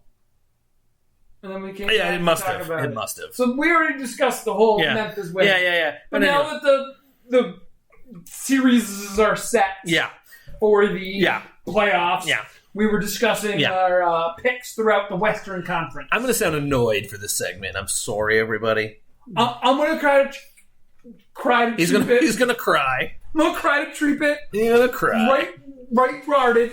He's going to make words that thanks. He's going to make words. Oh, my God. Yes, we're killing this segment. Oh, my God. Woo. So, holy shit. All right. we had the first matchup being the Utah-Memphis matchup. Yes, we're starting. I asked him. I gave him the option East or West to start out with, and he picked the West. Side? He went West Side for life. And since Memphis just advanced, we started with the 1-8 matchup, Utah versus Memphis. Before we say who we have, comment to us through the Facebook page, facebook.com/NauticalPodcast, on Twitter @NauticalPod, and also comment on YouTube. First name of the channel, Not a Clue, all one word. Seconds Podcast. Okay, so I had Utah in 5. I do like this matchup better than the potential Golden State-Utah matchup because I didn't like how that would play out. I think Memphis has a better chance than Golden State did to do something with Utah. We talked about, of course, players' minutes. Yeah. He's either they said sometime either last night or this morning. I work early. I have to get up early for work. So I got it at some point during the morning that he's playing, and they're going to increase his minutes if they can. If they may test the water at first, like LeBron, where they're he's going to play 25 minutes. Well, he played 34. I think 33 he played, so he went well over that. Yeah. And almost lost an eye in a very good dramatic performance. Oh! I can't see out of my eye. Swish from the logo. I just aimed at the middle rim. Yeah, there was 3 of them. Yeah. Sorry. Anyway, but because of that, honestly, is why it's a gentleman's sweep for me. And I will state what I stated. Not to mention the momentum that Memphis is coming off. Yes. This is the game game 1 they could steal. Yeah. Because we didn't say this. No. We said it over there. We did. This, because they don't have all the games off, they're still playing every other day like they normally had during the season. They're still on it. They're not rusty, I'll say, because the first quarter, if Utah comes out balls ablazing, then I think all bets are off. I'm going to throw something in that we didn't discuss either. I just did do with that. The whole 1 seed and 2 seed not knowing who they're game planning against. Yeah, that's also... whereas the other teams, the 4 or 5 seed, the 3, 6 seed, they have all this time to be like, all right, if this is who we're playing, we got time to work on it. And for this conference, not so much the East. With that one game of the Lakers and Golden State made this tricky because either one of those teams could have won that game. You saw that game. You just saw that game too. Yeah. But the Laker game, that was also a good game too. Yeah. But it was tight. Yes. And it both came down to the wire. Literally the wire. But that's the thing, is those 2 teams are also 2 completely different teams. You can't game plan one game plan for both those teams. The only difference between those 2 teams is the size of their stars. because LeBron and AD are much bigger than Steph and Dre. Yeah, but and I'm loosely calling Draymond a star. he's just their other guy. Yeah, he is their plan B. They need a smishmortion. Smishmortion. But now that I brought that up, I just wanted to point that out. Abortion? Yeah. Okay. Now that I brought up the whole situation of the Yeah. not knowing your opponent thing, the game plan. That is. I know it doesn't matter as much in basketball, but it's still okay. They have, instead of 5 days, 4 days, depending on your days off, to prepare. They have a day. They have 1.5 basically. Which is but you can't even say 1.5 because really they're going to have what tomorrow? Yeah. And then it's game time the next day. They're going to have a quick walkthrough. That's it. Yeah. That'll be the most. Because they're not going to go balls out on that practice the day before. Yesterday or today, yes. Yeah. Because, like, especially for like a Donovan Mitchell, he needs get that workout. Get those lungs back. Get a 5-on-5 going on, especially get those lungs back. Like today should have been. I think this is why they announced it today. Because I think he got a full practice, like a real practice, not like a. He's been practicing apparently. Yeah. But like this is like full. Yeah, we're giving you 100%. Go. Yeah. You're like, the only thing we may cut you back on is if we notice, like, oh, you've been out there for 8 minutes. Like the physical contact of playing. We'll give you a spurt or two at start out with, and we'll stretch you a little bit just to see how you can handle it. But back to the bracket, we both had the gentleman's sweep. Yes, we both had 5. Yep. Now, Dallas and the 4-5 matchup, Clippers 4, Dallas 5. We brought up some points. Yes. The whole... playoff P? Yep, the whole playoff P. Like, if he drops 13 points and it's in his head... And again, I'll state what I said before. I picked 13 for a reason. I have an idea why. If he does that and it's in his head, I think the whole series changes. But if he comes out game 1, drops 29, which I know still isn't a spectacular total, but if he comes out and is decently efficient, he's not like just randomly hardening it from that one game 7 a couple years ago where he was 0 for 23 or whatever the frig it was. Whatever it takes me. No, but 110%. And then we have on the other side of the ball. So you got Luka Magic, which, again, doesn't have, as we discussed earlier, the defense, I feel, that Kawhi, the star, on the Thankfully, their other players can play defense. That's kind of where it gets made up. Yeah. Then the unicorn being healthy is going to be a big part of that matchup. Yep. If he is healthy-ish, because 100% is not needed. It just needs to be quality minutes. Doesn't matter what sport you're in. When you hit the end of the season like this, playoff time, no one's 100%. You can say you're 100%, but let's be honest. You've been beat up. You could be the greatest. You could be in the greatest shape. You could be LeBron. You could be LeBron years ago. Hold on. Unless you sat out the whole season. Yeah. But if you're like the Joker who played every damn game, he may be fine, but he's not healthy. No. He's not 100%. He's still probably running at 90. There's little nicks and bruises, but and he's going to be sore because everyone just ended most of these teams made the playoffs last year in the bubble, which wasn't that long ago. I think this is going to be one of the tighter matchups of the whole playoffs, and I have Dallas in 7, and I have the Clippers in 7 because of Kawhi. Yes, Kawhi is the factor. Even though Luka is amazing and I love Luka, he's my favorite player in this matchup by far. Kawhi's the best player.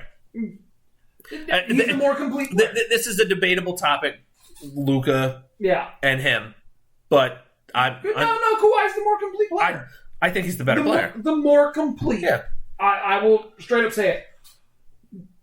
Luka is a dynamic scorer, offensive player. He has that mindset to get you those assists, to get you those buckets that you don't think he can get. Yeah. Whereas Kawhi doesn't give you that so much, but you can count on Kawhi to be that guy to make that key block, to get that key steal.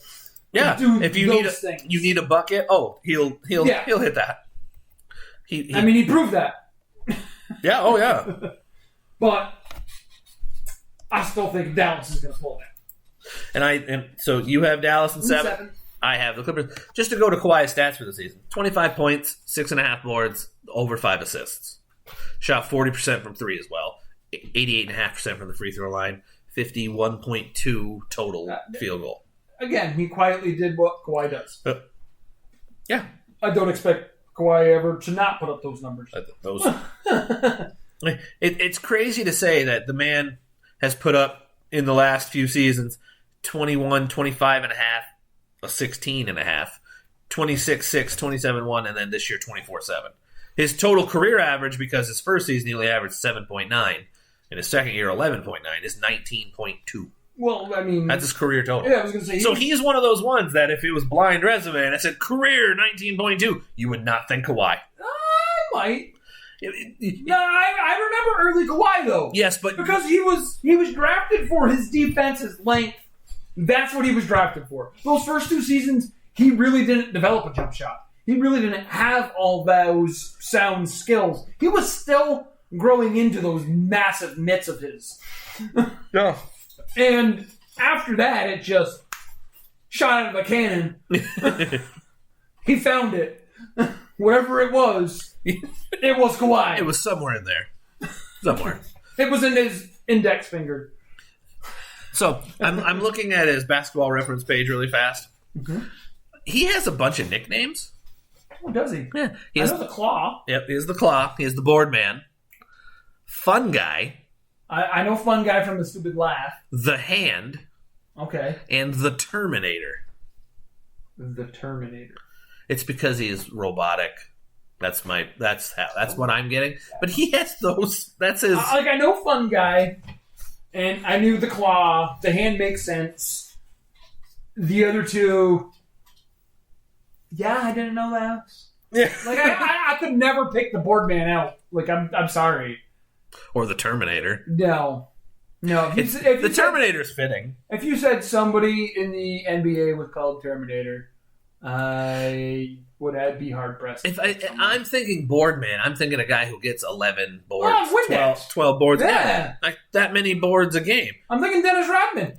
His best season was 7.3 boards. I'm thinking Dennis Rodman. Yes. Yeah. Yeah. That's perfect. You want to say board man? Dennis Rodman. Perfect. He was the chairman of the board. Yep. All right. But anyway, back to where we were. Now, 3 Denver, 6 Portland. We said in this game, them losing their number 2 player will hurt them, but Michael Porter Jr. has stepped up big time. Yes. Like his average has shot way. I didn't whistle like I wanted to. It went way up. Thank you. It went way up. His efficiency went up. He played very well. And if he stays healthy, caveat, this is going to be, I'm going to just say it now, Denver in 6. And see, Dame is really good. And really good. And his cast is healthy, like we said. Yeah. He's got CJ McCollum healthy. Good player. It's just, again, it's hard to go against somebody as reliable as a big man like Joker. And I actually went with Denver in 6. We completely agreed on this one. Yes. Yes, we did. Don't get me wrong. They're going to be exciting games to watch. Yep. Portland's going to be in them. But Denver in 6. Yep. We both agreed there. I mean, even though this is a matchup that has stars like Dame, Carmelo. Yeah. Carmelo's a great 10th all time. He's an all timer. No matter how we slice this, he's an all timer. Yeah. CD would say exactly that. He might not be who he was. No, he's not. He's not still rolling like LeBron. He's still getting buckets though. Yep, still getting 15 or whatever. Yeah. But Nurkic, I think, is going to be the key because he's healthy and rolling now. He's a pretty good player. Like his stats, because he's healthier and healthier, are doing this. When he started out, it was like, ooh, he doesn't look so. He was like single digit everything, and now he's going up. The only reason why I know that is because for the longest time in daily fantasy, he was super cheap, and after like his second game, I just started sniping him from a big man because he was way underpriced. And then by the end of the season, he was one of the most Pricey players. He was the most priciest ones for the center. And I'm like, God damn it, I can't get him anymore because he went out of my range. And I'm like, because then that would hurt me in other spots that I try to do more all-around stuff. But anyway, we have both Denver and 6. And then next, we have Phoenix and the Lakers. No, I like what you called them last time. Oh, what did I call it? Oh, the Lakes. Yes, the hipster. You're the hipster. Yes, I'm a fucking hipster. So technically I should be rooting for Portland then if I'm a hipster. Well, you could join some riots. The Portland Antifas. Riot. Oh, sorry. Zoot Suit Riot? Throw back a bottle of beer? All right. If you don't catch that reference, listen to the Cherry Pop and Daddies. Zoot Suit Riot. And then throw back a bottle of beer. They're not a sponsor. Nope. No, but the song's from like 1997. So I know. Just putting it out there. We're not sponsored. Hey, Zoot Suit, if you're listening. Your only real song.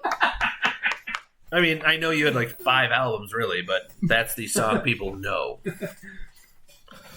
All right. Anyway, Phoenix Lakers. Yes. I will. We'll go with the CP3 conversation that we had. Yes. Will him beating the Lakers, especially the Lakers, get the playoff monkey off his back? It sounds like a deja vu. Terribly. I don't think it will. Even if he beats him?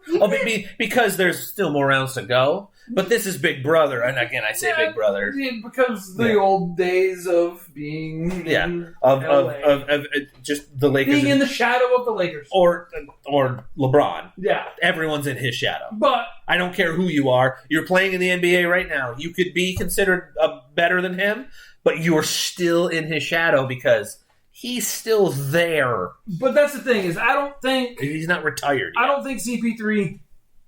This is not CP3's team. He was brought in for leadership. Yeah, but he is not. Even though he seems like the guy, he's not the guy. It's book. Yeah, even though his stats may not prove it, and I'm going to actually jump on that real fast. This is one thing we actually didn't do. No, we didn't jump on. So I'm kind of glad we're doing this right now because it's making me go, oh, all right, hey.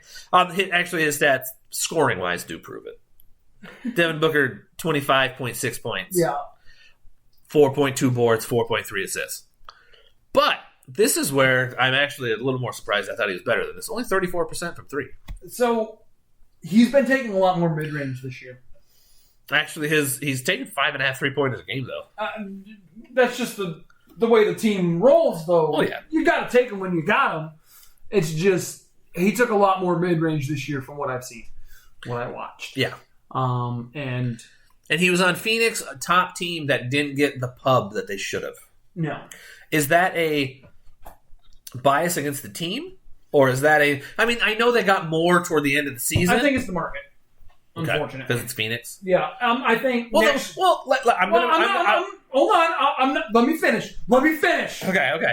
No, I'm just kidding. I think next year you're going to see more TV time for them. Because, again, they were more... Because when Nash and Stoudemire, the Matrix, when they were there...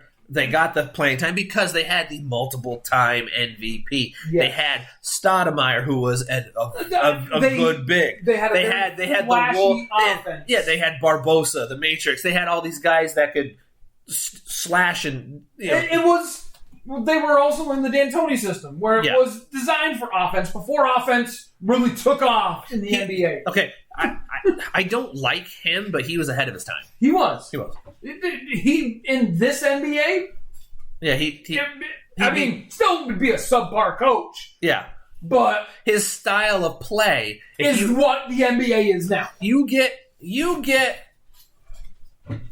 certain types of players on his team. Like look at Houston when he was there in Houston, and they were putting up like Harden was putting up 4,000 shots a game. But that's again, we don't need to talk about him because he's not relevant to this situation. Correct.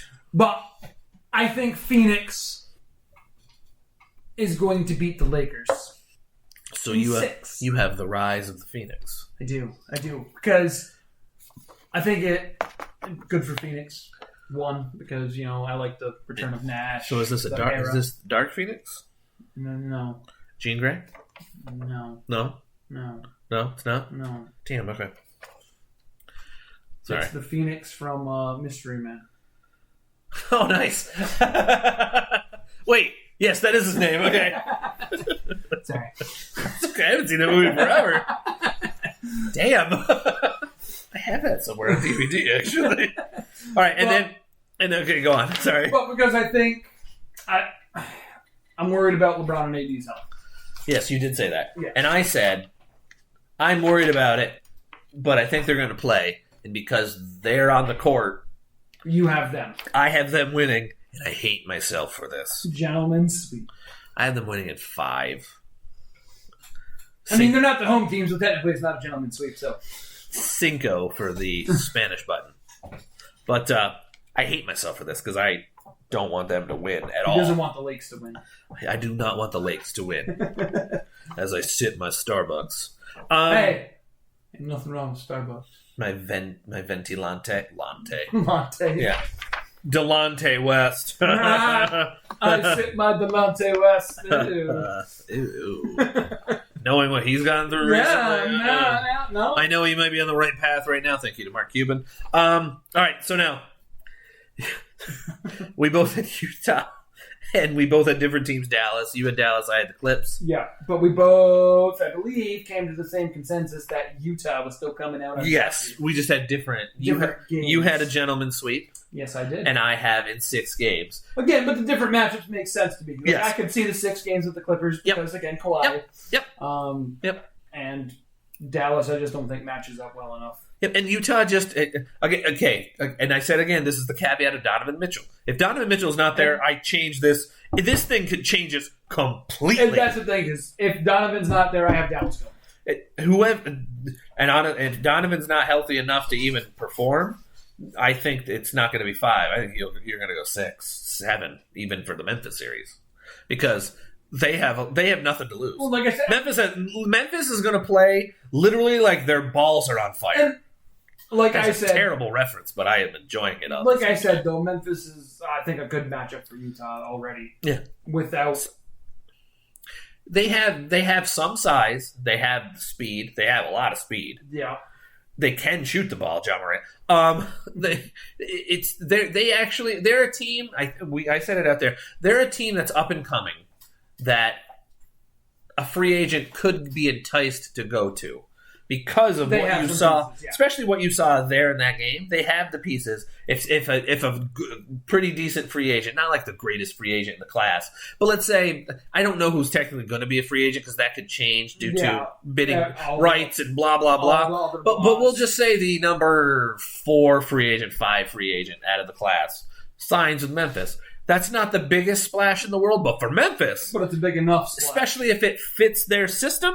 Yeah, that's hell of a pickup. Like, it's not the guy who's a point, because they're not going to target a point. Okay, going back to what we said out there when we weren't on the air. It was like Golden State picking up D'Angelo Russell. Yeah, he's not a bad player, but it just made no sense. You basically have a different version of Steph. You have the same position because he's not big. No. If he was a big guard, okay, put him at shooting guard. Yeah, sure, whatever. Yeah. But he's not a shooting guard. No. He's not. If anything, Steph's more of a shooting guard, but Steph's not a shooting guard. No, he has the ball in his hand. Yeah, because a shooting guard, I mean, the whole, when he doesn't have the ball, gets into a position, fires it, sure, that would be, but he has to have that ball. He has to. He's the guy you want. He has to. Because he can put people on skates. But he can have 3 people around him and put all 3 of them on skates. But yeah, we both had Utah taking our teams. Yes. I had 5. Brad had 6. So Denver, we both had Denver. Yes. Going against Phoenix for you, the Lakes for me. And I had Denver taking it in 7. And I have Denver also in 7. But of course, different opponents. Yep. It's the Joker. Again, it's the Joker's playoff to lose. And I'm going to say what I said. And it's just tough to rely on jump shooting, which Phoenix relies on a lot. I just like the play of a big man. I think it's more reliable, especially playoff time. And he's an all-around big man. He is. Because you're going to catch him at the high post. He's going to catch a pass. He's going to drop something off underneath. He can hit it back out to a 3-ball shooter. He can turn around and take a J himself. Yeah, I don't remember if it was on the non-aired version or this version where I rambled off his stats. I don't think you rambled off his stats on this version. Okay, so this season, the Joker, 26.4 points, 10.6 boards, 8.3 assists, shot basically 39% from 3, 56.5% from the field overall. If he's putting up those numbers, tough to stop. Again, plus he had almost a steal and a half and 0.7 blocks. But again, if he's putting up those numbers, yeah, I agree. I think your matchup is going to be tighter than the Phoenix matchup, but I think Phoenix can rely on those jump shooting to win enough games to make it a 7-game series. Yeah. No, you're not wrong. So, Utah versus Denver. We actually both agree on both of these teams. We're differing on this. On the outcome. I'll go first. Go ahead. I have Utah in 6 in this, and it's the caveat of Donovan Mitchell. He is going to be the giant key into this because he is the best player on Utah, and by then he should be fully 40 minutes. Active, yeah. He should be 40 minutes plus, and he should be, if he is healthy-ish, they're fine. Perfectly fine. And Gobert's defense on the Joker is what's going to, I think, be the key because he can neutralize him defensively. Offensively, he can't match him. Offensively, he's like 15, 16 points a game, which people are like, oh, how can a person be an all-NBA? Well, that's also because he throws up other numbers. Yeah. He's not just a 16, 15 point. Yeah. People weigh the point stat too much. Completely. Okay. He actually ended up lower in points than I gave him credit for. 14.3 points. But he had 13.5 rebounds. Yeah. That's why he's always in the defensive player of the year top. Because the rebounds and the blocks he gets is... He shot 67.5 from the field as well. Because, he's in the lane. Yes. But... He has developed a mid-range shot, though. He can mid-range you. That's going to be the biggest thing. Is Joker's going to pull him away from the basket. Yes. But I've seen in their games where they can switch to another guy, and his defense is still good enough where he can get back to him. But that's kind of where I'm like, if he pulls him away from the basket, Joker's got that good enough passing to hit that cutter where he's vacated, and you can rely on other guys. And that's why I went the opposite of you. Yeah. And I went with Denver in 6 because I think the Joker is enough of a factor to change that game. I want the Joker to win a title. Don't get me wrong. I do, but I just think that Utah with Donovan of course is a better overall team right now. It's just injury to Denver. I just think matchup wise, I think Denver can squeeze that out. Just every last drop. You're wringing that out. Oh yeah, every last drop, and I think they're taking it in 6. We both get the same game number, but different teams. Teams. So you got Utah coming out of the West, and I got Denver coming out of the West. But without Jamal Murray, Jamal. I almost said a different player, but without Jamal Murray, it's tough. It's going to make a big difference. It's going to make it hard. And I don't know what I don't know. Like Will Barton's still there. I think he was hurt too, if I remember correctly. But that also could have been just load management at the end of the season. I'm actually trying to load this up real fast. Sorry. I'll give you load management. Yeah, he's out. Actually, Will Barton's out for game 1. Hmm? With a hamstring injury. Well, that's okay. It's just Portland. PJ Dozier is also out with a groin injury. He was actually going to miss the entire first round. It's okay. It's just Portland. It's Portland. It's the venti latte. Yeah. I didn't butcher it that time. Yeah, you actually said latte. I know. All right, so he has Denver in 6. I have Utah in 6. We're going to take a quick break. I'm going to hope to not fuck this up. You're listening here, Not a Clue Podcast, here at Spreaker.com/show/Not a Clue Podcast. We'll be right back in just 1 second. I really don't want to screw this up.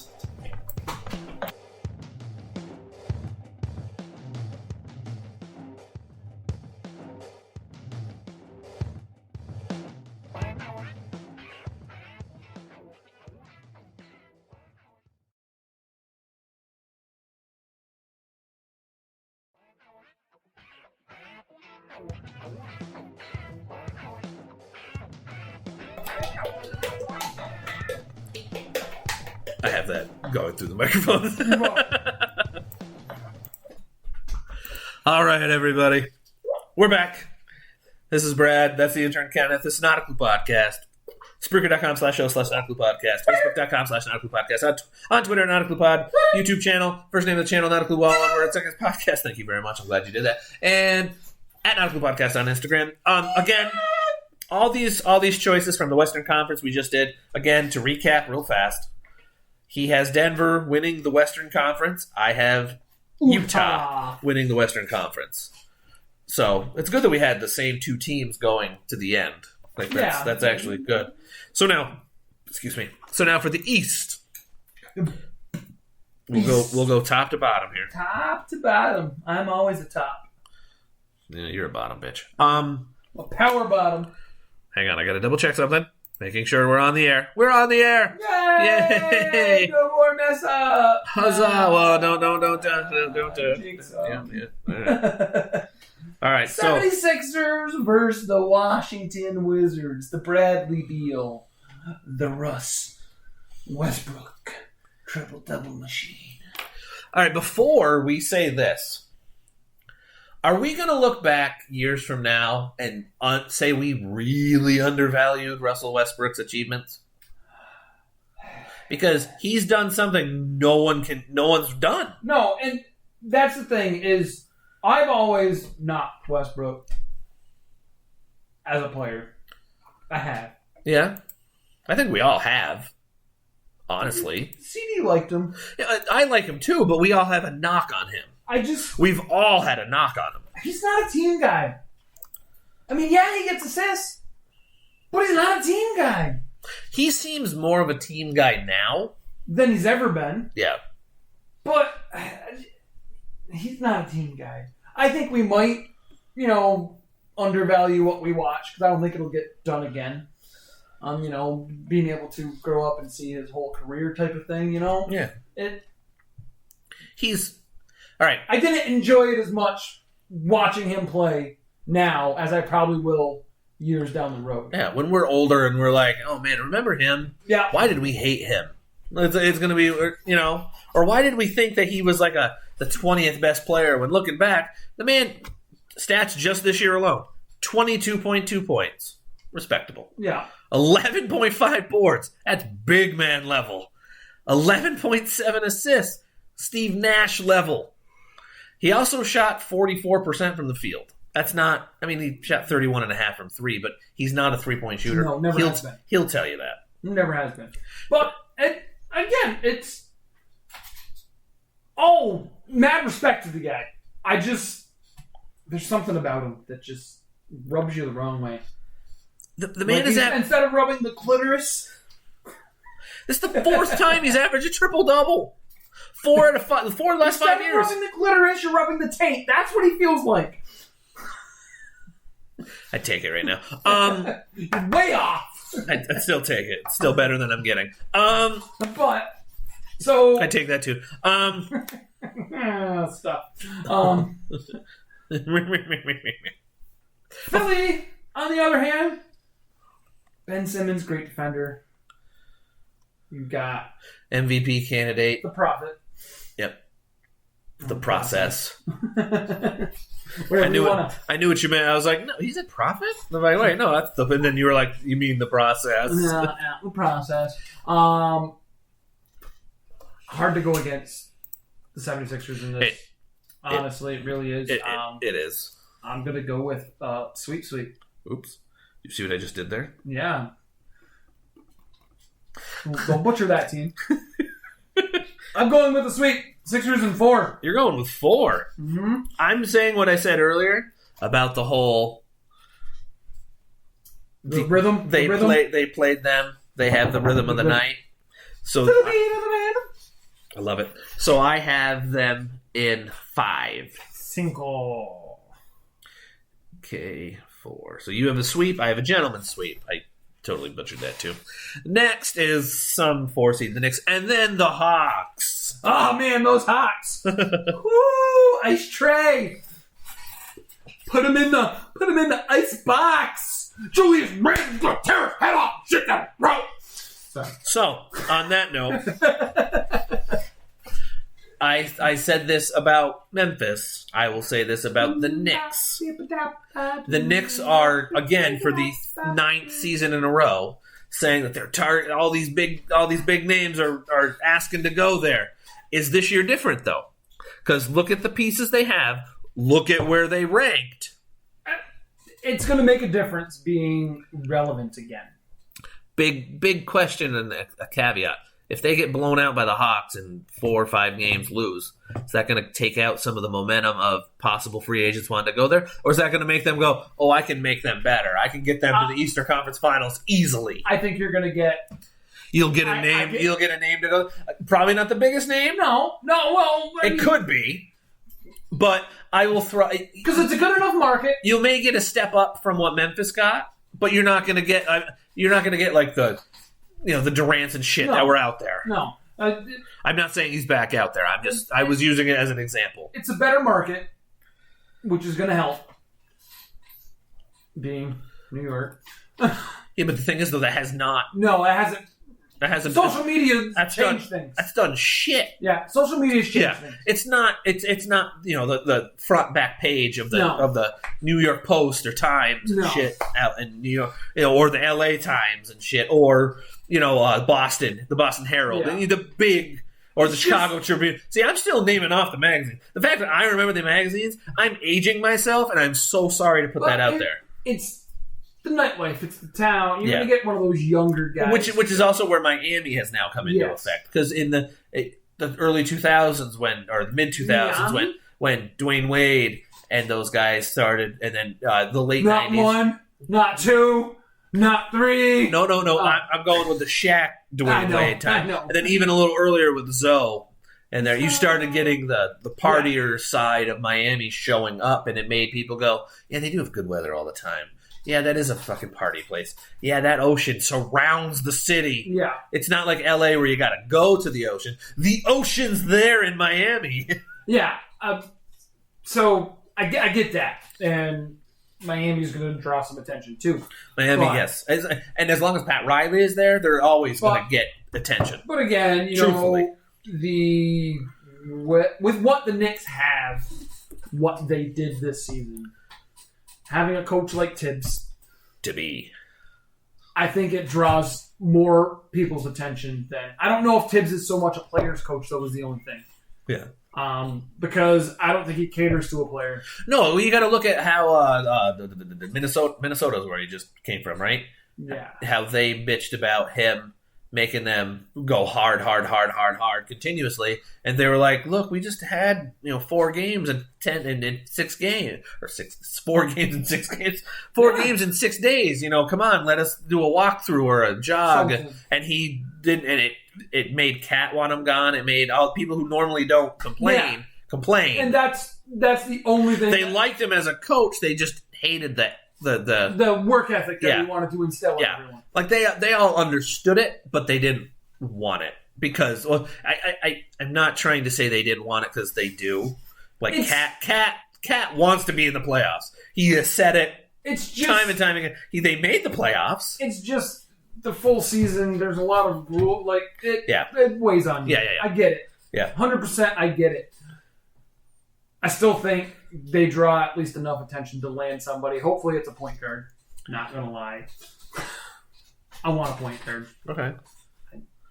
I have. Question. A name that has come up that he's not available, but there was talk that he may, especially if they do not get past the Lakers, CP3. I saw his name for some reason linked, and I don't know why, because he seems to be okay out there. Yeah. Because he has another year left on his contract, and I think that's why he's got 1 year left. And Phoenix already knows he's going to cost them a shitload of money. And I don't think the Knicks would go and chase that. They need something younger right now. I don't think they need that age to... I just looked up his salary total. 23? Am I way off? You're almost half. Oh, wow. It's that high right now? Next year, as of right now, his cap hit, it's just base salary. He's just getting a base salary next year. $44.2 million.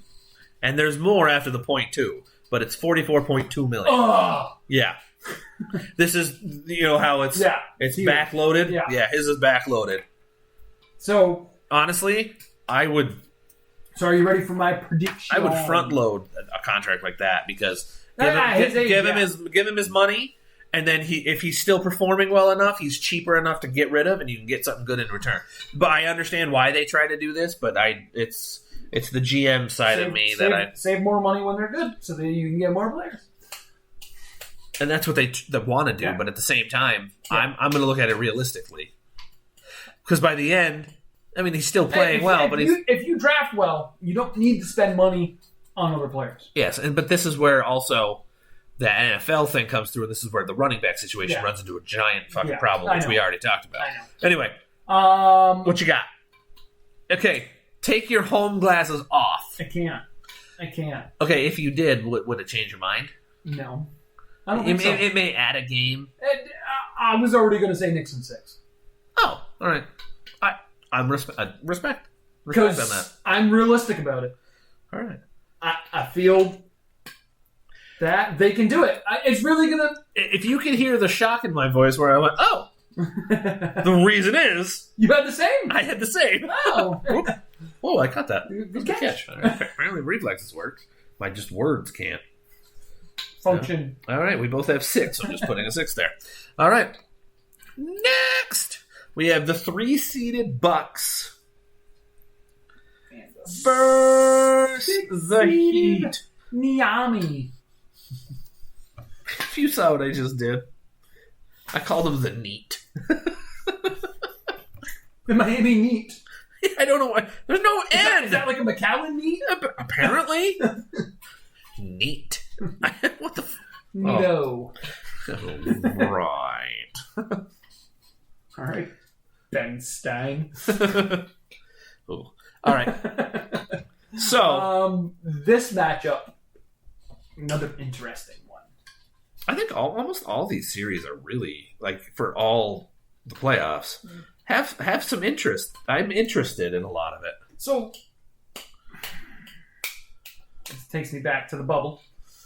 The Bublé? The Bublé. The Michael Bublé or the Mikal bubble? The Mikal bubble. Okay. Mm-hmm.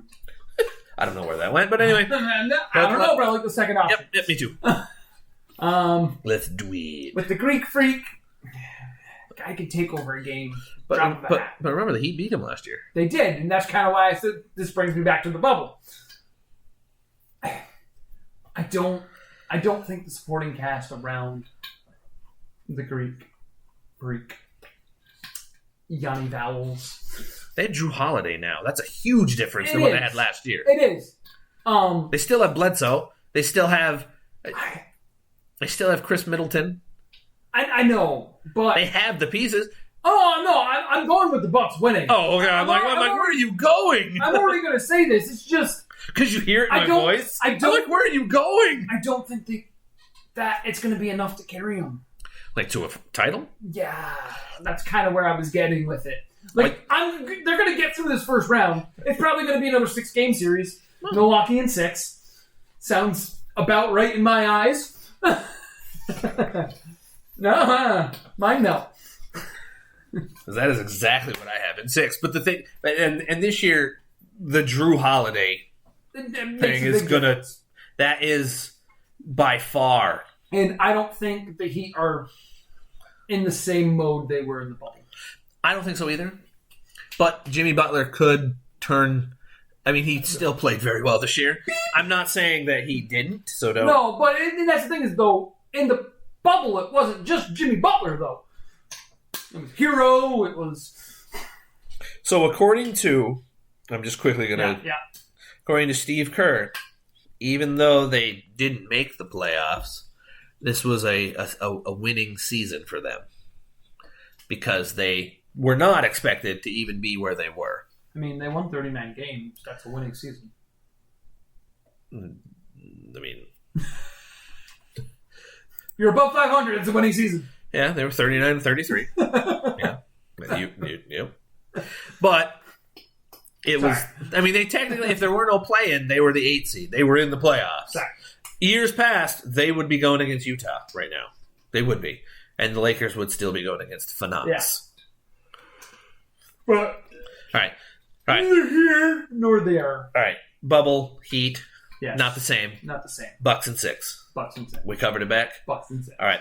Okay, so can I take this next one first? You can take this next one first. You can take it and enjoy it. The 2 seed Nets take on the almighty... Some 7 seed Boston. The almighty, one of the greatest franchises in the history of sports. Oh, no, the Knicks were the 4 seed. The Boston Celtics. Oh, no, the Knicks were the 4 seed. No. No, the Knicks were the 4 seed. How many banners do they have for titles up in there? Not enough. Okay, there you go. Celtics have a lot more. You know what? Doesn't matter. When the Knicks are good, it's good for basketball. Same with the Celtics. No. Yes. No. Disagree. All right. There's one thing we can agree on. When North Carolina and Duke are both in the NCAA tournament, makes it a lot better. It does. This tournament sucked. It was a great tournament to watch. I actually got to watch it and not have to worry about my team. I got to literally sit there and watch the tournament and go, oh, this is what college basketball It's like for the layman. From an unfiltered eye. All right, anyway, back to the greatest team ever, the Celtics. Wow, is that your... That's what I think about the Celtics. So Celtics in 7, is that what you just said? Oh, 5. Okay, Celtics in 5. That's what your ass just told me. I'd be talking about my ass if I said that. I'm gonna take my. You're gonna take your Homer hat off? Yeah, I'm gonna take my Homerish off. The Nets are gonna destroy them. And Tatum's gonna have to throw up a 50-piece every single game, and then they could win. No, because the Beard's gonna throw up 50-piece. There's going to be a game or two where Kyrie checks out, Harden checks out. Yeah, because he can't travel around the world because it's flat. Because you can't say around. Exactly. Yes. I still remember that logic to somebody. They did not like me for about 5 minutes after I did it. But I was right. I got to look and see what this is. All right, we're down to 25 battery, so we got to get going. You're the oven. Well, this battery, it's been unplugged since like 9, so we're doing all right. You're oven. All right, so the Celtics, if Tatum puts up 45, 50 a night, they can win some games. Some. Brown not being around is what's going to make this not even a competitive series for the most part. Racist. Okay, Jalen not being around is going to make this... I mean, I love the acquisition of Fournier, but it's not enough. Not enough. I have the Nets in a pure sweep. Oh, pure sweeping it? Because he's not going to throw a 50-piece all the time, and with his luck, he's going to throw a 50 when Harden throws up 40, Durant puts up 35, and Kyrie puts up 30. Well, I didn't think we would agree again, but we do agree again because it is going to be a sweep for Shit. Brooklyn. I was hoping you actually would have been a voice of reason, but like, no, Brad, it's a gentleman's sweep. And I would have been like, hell yeah! But I couldn't give Boston a game out of that. So this is the only sweep. No, I had the Sixers sweep. Oh, you did. Oh, yeah. Sorry, I'm looking at. Wow, so the Eastern Conference doesn't seem so. The 1 and 2 seed. We agreed on that entire thing. I hate that. All right, so let's go back up. Oh wow, even game length. No, that's the only one. This is Sixers. So the Sixers you had in a sweep. I had a gentleman's sweep just because I think the Wizards could steal, especially game 1. Going against the Knicks. The Knicks in never. So you're taking your homer cap off because this is a harder one to keep the homer. No, I'm not going to be able to. Even the last one, I think the Knicks are a better team than the Hawks. The Hawks aren't there yet. Personal opinion. They're getting there, but they're not there yet. They're another team that their cap is up. They're up against the cap, and I think a lot harder than other teams. And I think the coaching of the Knicks has helped that out with Tibbs and his defense. Well, the Hawks, I think, squared away their coaching issue. But the Tibbs and the defense is what. Yeah, Tibbs and his D. Yeah, that D that Tibbs brings to the table. It's meaty. It's Ron Jeremy-esque. But no, I got Philly and a gentleman's sweep. Okay. So, I have a gentleman's sweep as well. Well, you got the Knicks? No, I have the Sixers. No, if I had the Knicks, I would have said 7. I was hoping. I'm going to be honest with you. I was hoping. All right, so the the Nets. The Nets. I don't think we picked the Celtics to sweep, Brad. No, we picked the Nets to sweep. That's my only sweep. The Nets versus the Bucks, which will be a hell of a televised matchup. It will. I mean, I know the Knicks being on TV will be, especially going against Philly, will be a hell of a ratings boost. But this, with the names on the Nets going against the freak of Greekness. Yanni Vels. Yes. Valanciunas. Oh, sorry. Wrong one. Yes. Yanni. Yeah. Yanni. I still... Go back. Hang on. Story time real quick, kids. Not years ago, probably about 8 years ago? 9 years now? When Bieber was younger. Okay. My parents got free tickets because my mom's friend Mary's husband, Jerry, who's now deceased, was an employee there and got free tickets when Disney World really gave out free tickets to employees. Yeah. Brought them to Disney. And it was the Christmas day where they're filming the Christmas special for NBC or whatever channel it was. So there's concerts and parades and everything. I get a phone call out of nowhere. It's like not even a heads up. Usually mom will be like, hey, you home? I'm calling you. It was the phone ringing. It's mom's cell phone of all things. And I'm like, what the hell's mom calling me on her cell phone for? This was the time when mom was very illiterate with her cell phone. And I'm like, hello? And there's this music playing. And I'm like, hello, mom? I'm like, did you pocket dial me? Hello? And she said, can you hear it? Can you hear it? And I'm like, and I'm listening. And she goes, Brad, we're standing right in front of Yanni. We figured you would love this. And Dad's going, that's the guy that he jokes about liking, isn't it? So my parents got to see Yanni. And they knew my joke. Like my friend Danny C. Her and I, we've bought each other Yanni shit. So and so my parents called me from Disney, standing in front of Yanni while he's putting on a performance. And they attended his concert. And then they called back a little later hoping Abby was somewhere near me so that they could put Bieber on they were standing near Bieber so that she could hear Bieber, but she didn't really like him, so. I got Brooklyn in 7. I know that was totally off the rails, but it brought back my dad for a minute, so it was great. I got Brooklyn in 7. Brooklyn in 7? Ooh. 7. And notice I have to do this. Oh! We're different. He's got Brooklyn in 6. Did I call it? No. Oh, gentlemen sleeping? No. Oh, you got the Bucks? I do. Oh. In 7. In 7. I'm going upset city. Senor ruined a perfect season. I did. Now we've got different teams finally. I'm only doing this because I think one of them is getting hurt. I mean, hasn't that been? Yep, that's the MO the whole season. Yep. And that's my basis. That is my thesis. I am running with it. I am majoring in a 5,000-year-old dead language, Sanskrit. All right, so we had the Sixers, and you have the Nets versus the Sixers. I have the Buckies versus the Sixies. I have Nets. Oh, you have the Nets in 6. Nets in 6. Yes. So I got to put down here in 6. Well, so this is where I say is going to be fun. I have the Bucks in 7. Reason. I think Joel Embiid falls apart.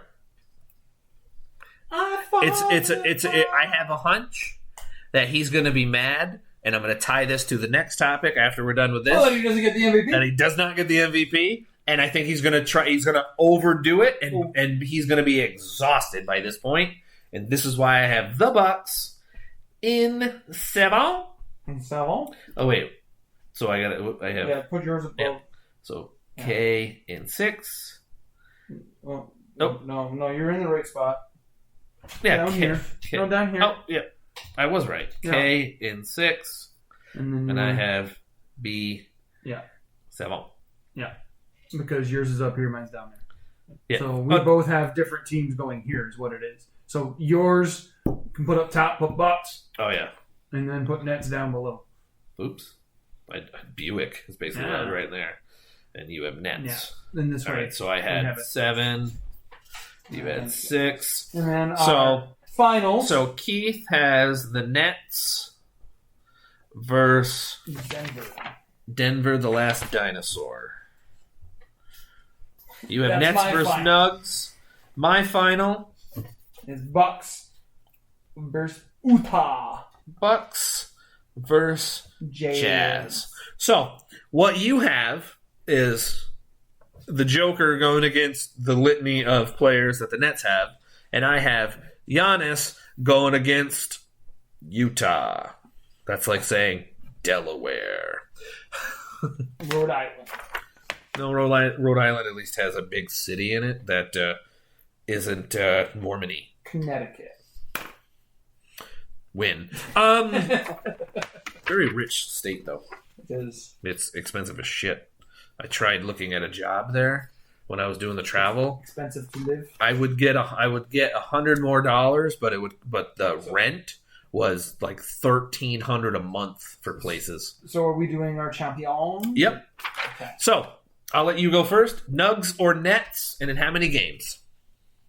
Nuggets in 6. Ooh, Nuggets in 6. Because I think this is where the Nets are missing people, and then people are trying to play through stuff that they can't, where they're not 100%, and this is where that problem gets to them because the Joker is too consistent.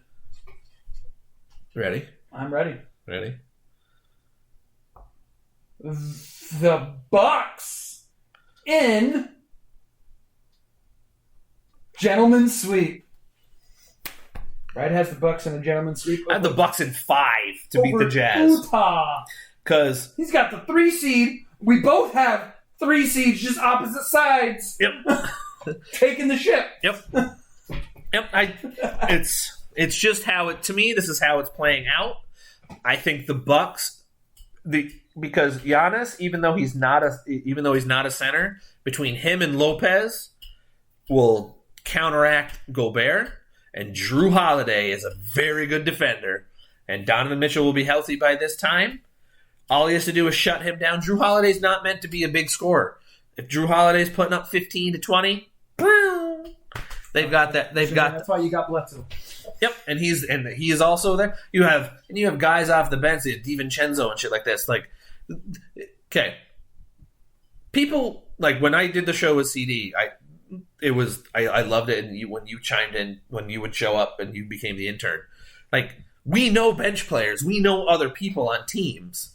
Like we're not just sitting here going, oh, it's the Greek freak going against the flat earther. It's not that. It's we're rambling off people. There's pieces. Like with Dallas when we weren't on the air, I was talking about Jalen Brunson, who's not a household name at all. Yeah. Which I wish I didn't actually say it. Jalen Brunson, if he scores enough and puts out the assists, or if he just puts out the assists and doesn't score much, they'll be fine. All right, anyway. Because we were talking about scoring output. Yeah. We got into a whole... There was a lot of shit that didn't make it to the air because Brad was an idiot. And I think the moral of the story is Brad sucks. I think the moral of the story is 3 seeds. Yeah. You heard it here first. Nuggets. He is the Nuggets winning the championship. I'll try to post this on Twitter later, like after this gets released. And then I have the Buckies in 5. So, I'm not going to break for a commercial. I'll just add a second commercial in one of our breaks because I think I have to have X amount. Yeah. Depending. So now, here is... Oh, did I just accidentally get rid of it? No, I did not. There it is. I had it up here. I have 1, 2, 3, 4, 5, 6, 7, 8. I have like 11 windows open right now. Braces. All right, so 6th man of the year. I'm going to start with that one. Okay. we have an issue with that one, in my opinion. You cannot have two people from the same team competing for the sixth man. Yeah, because they're both not 6 men. Correct. Going against Derrick Rose of the Knicks. So by default, I have Derrick Rose. Just because he's not he's not going against himself. So who's the other ones? Jordan Clarkson of the Jazz and Joe Ingles of the Jazz. Both are deserving, technically, but they're both on the same team. So to me, it cancels. Because they could split. Because if someone goes, oh, I thought Ingles had a good season. Oh, I thought Clarkson had a good season. So one person, so they're going to be voting that, and the other people are going to be like, well, it's Jazz, Knicks. So I have Derrick Rose as sixth man of the year, just by default. Yeah, it makes. Do you want the website? Are you trying to find it? Yeah. All right. Sorry. No, it's okay. Go to hoopsrumors.com. Because this is where it's literally thrown right in my face. /2021 /05 /finalists hyphen. Oh, I hit caps lock. God damn me. Oh, whatever. What? No. Well, that's not what I wanted either. Just go to Hoop Rumors. Yeah, I'm gonna. Just go to Hoop Rumors. And it was posted May 20th at 6:42. So it's in there. Can't find this. Hoops Rumors. Yeah, I'm not spelling. I'm incapable of... Hoops Rumors, all one word. So some publicity for you, hoopsrumors.com. Just because yours is, I don't have to go to separate pages. It's all on one page. That's why I'm doing it. Oh, wow. Certify Hoops Rumors as your website name. What? That's fuck. Oh, Hoops Rumors. Oh, you have Hoop Rumors. Hoop Rumors! God, they would be so mad if you put Hoop Rumors as your website if you're a basketball guy. Ha! Did you get it? I see things. All right, so there should be like a headlines thing? Because I'm under... Archives, what is it? May? Yep, May 2021. There should be... Boop, boop. No? Wait, what, does it give the dates? Right-hand side. Yep. Hold on. The 21st, that's what I'm... 2021. It's going to say... Sorry for everybody for... Yeah, the moment. It says finalists for major 2020-2021 NBA awards announced. Not there, is it? No. Okay. Well, you should be getting closer. Should be. Keyword. Should be getting closer. Sorry, everybody.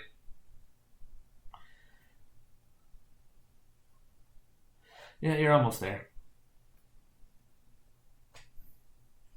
All right, you know what we're going to do? Slide over here. Just slide over here. I'm getting there. Hold on. Yeah, you're good, though. That's fine. All right. Go on to the next topic. All right. I'll find it. Coach of the year. Okay. Monty Williams of the Suns. Okay.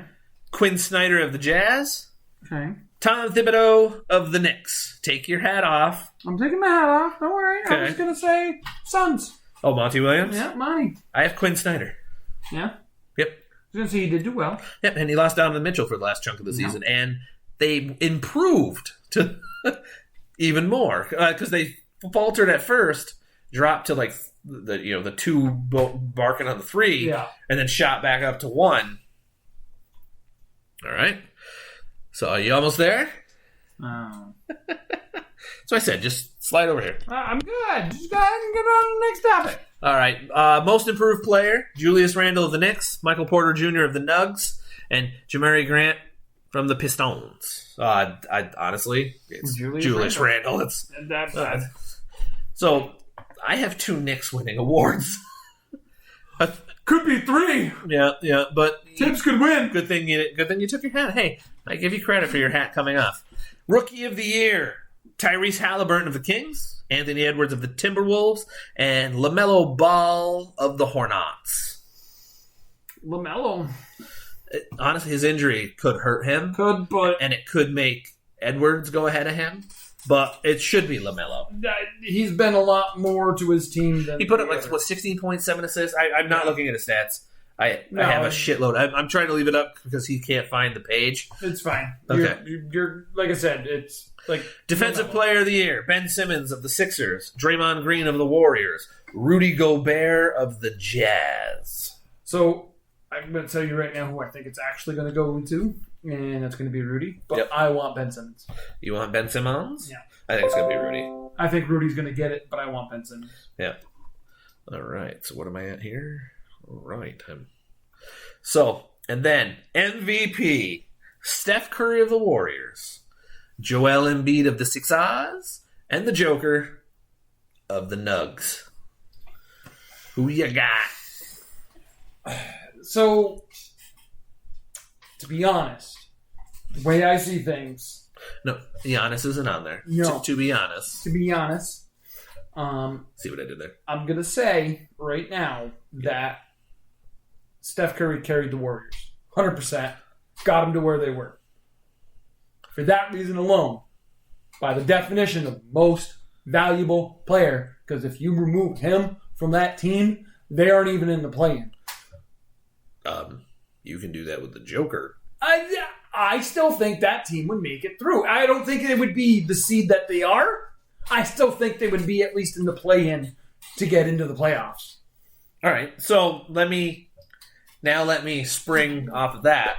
In the NBA especially, teams that don't really make the playoffs don't get people... They'll get votes, but they don't get the 100... No, I'm not saying he would have got 100% of the votes. I'm saying the 100% effort into the vote. And so that's why I wanted to start off with that, because I am going to give it to the Joker. I can't... You wanted to throw the caveat in there. I wanted to say that he deserves it, but he's not going to get it. Okay.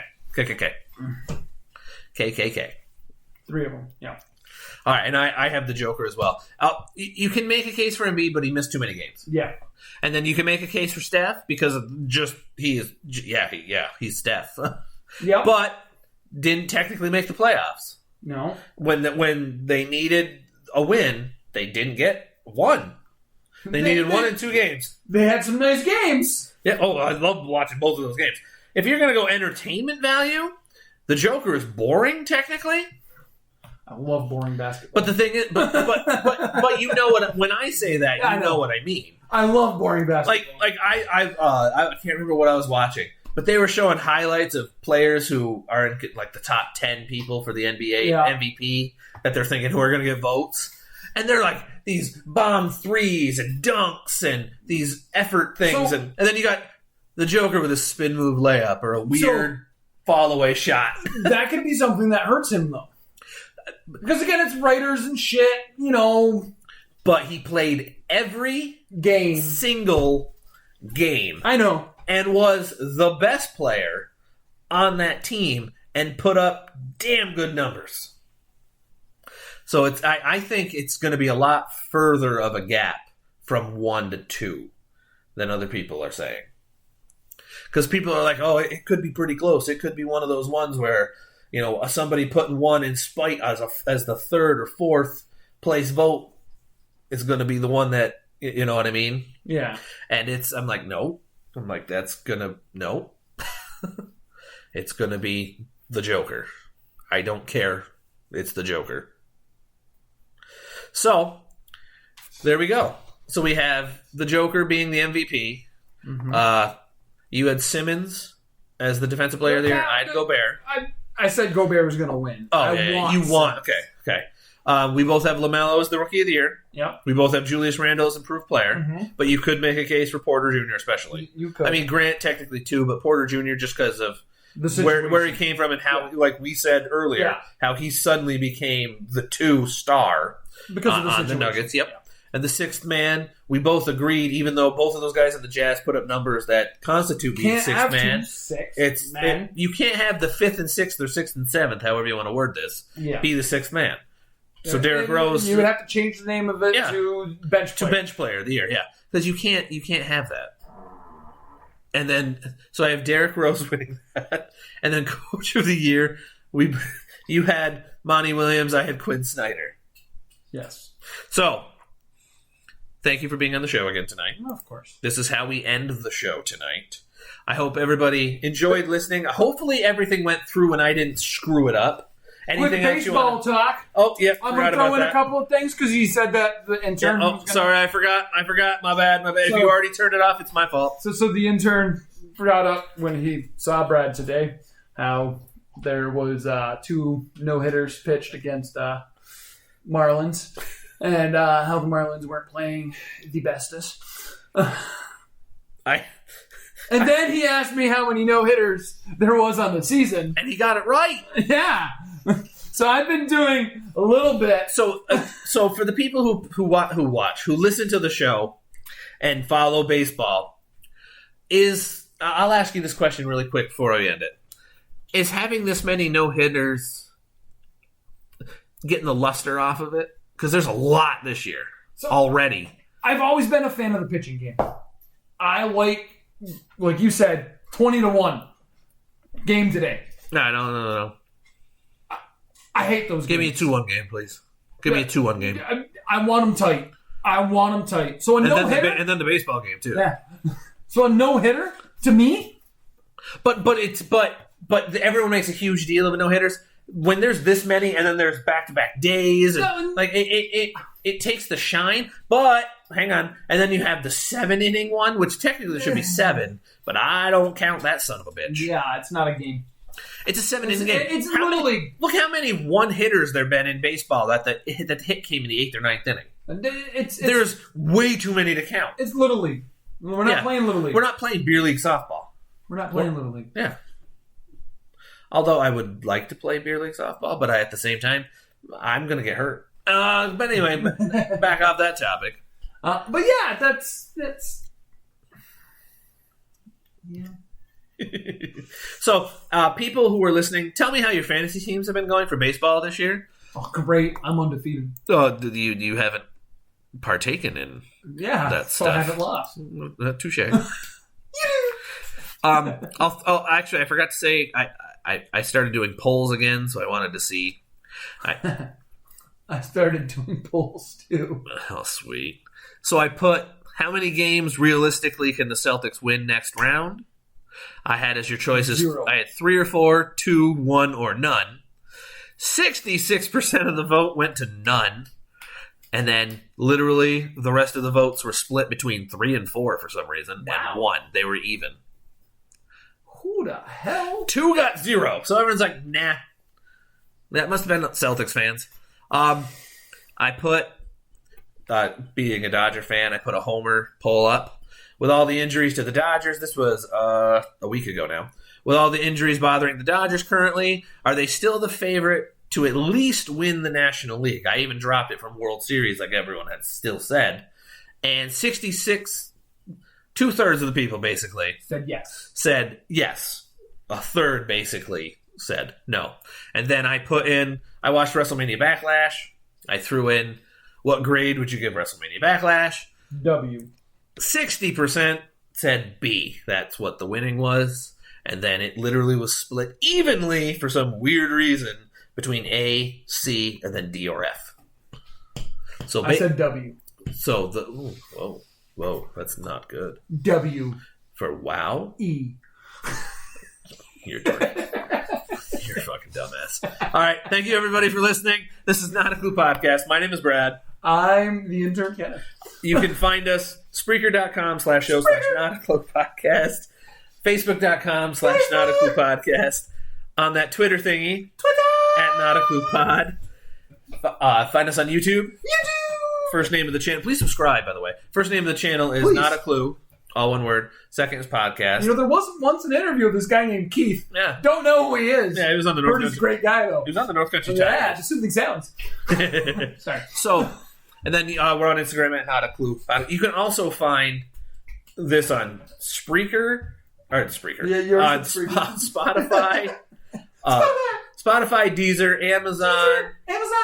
The iHeartRadio now. iHeartRadio. There's a ton of places you can find it. Anywhere you find podcasts. If you listen to different types of podcasts and you know that we're on it, look us up and subscribe to us, follow us, give us some ratings, do whatever the hell you got to do. Send everybody to our social media pages and follow the ever-loving shit out of them. Please. Yeah. Also, little Homer thing. Follow The Future Home, like the weird music beats that you heard. I do that. I have a music group called The Future Home. There's a YouTube page. It's actually youtube.com/Scarlet Fever. The channel is so old that I was able to have a channel name in the thing way before they changed it. So it's that old that it's the original thing that I put it under way back when I put up my old band stuff. Even though the name of it is The Future Home, the YouTube channel name is actually youtube.com/Scarlet Fever. That's the website address. And Scarlet Fever is spelled SKARLETTE. And then fever, obviously. It's not different. It's not PHEV. It's not like that. It's fever. Like, I have a fever for more cowbell. Like, it's that. I have fever from COVID. I have a fever from a UTI. Give me fever. You give me fever. But, and follow that. That is also on Spotify. Please follow along on that. Facebook.com/TheFutureHome. The Future Home. What the hell is that? The Future Home on Twitter. You're doing more cowbell over there. You're welcome. And then the Future Home Band on Instagram as well. I put little shorts up there on I haven't done it in a little while just because I've been busy and sick. So thank you, everybody. Have a good one, everybody. Deuces. You all take care. Wakanda forever. Black Lives Matter. Have a good night. We'll see you next time here on Not a Clue Podcast. What? Not a single one. I have no clue either.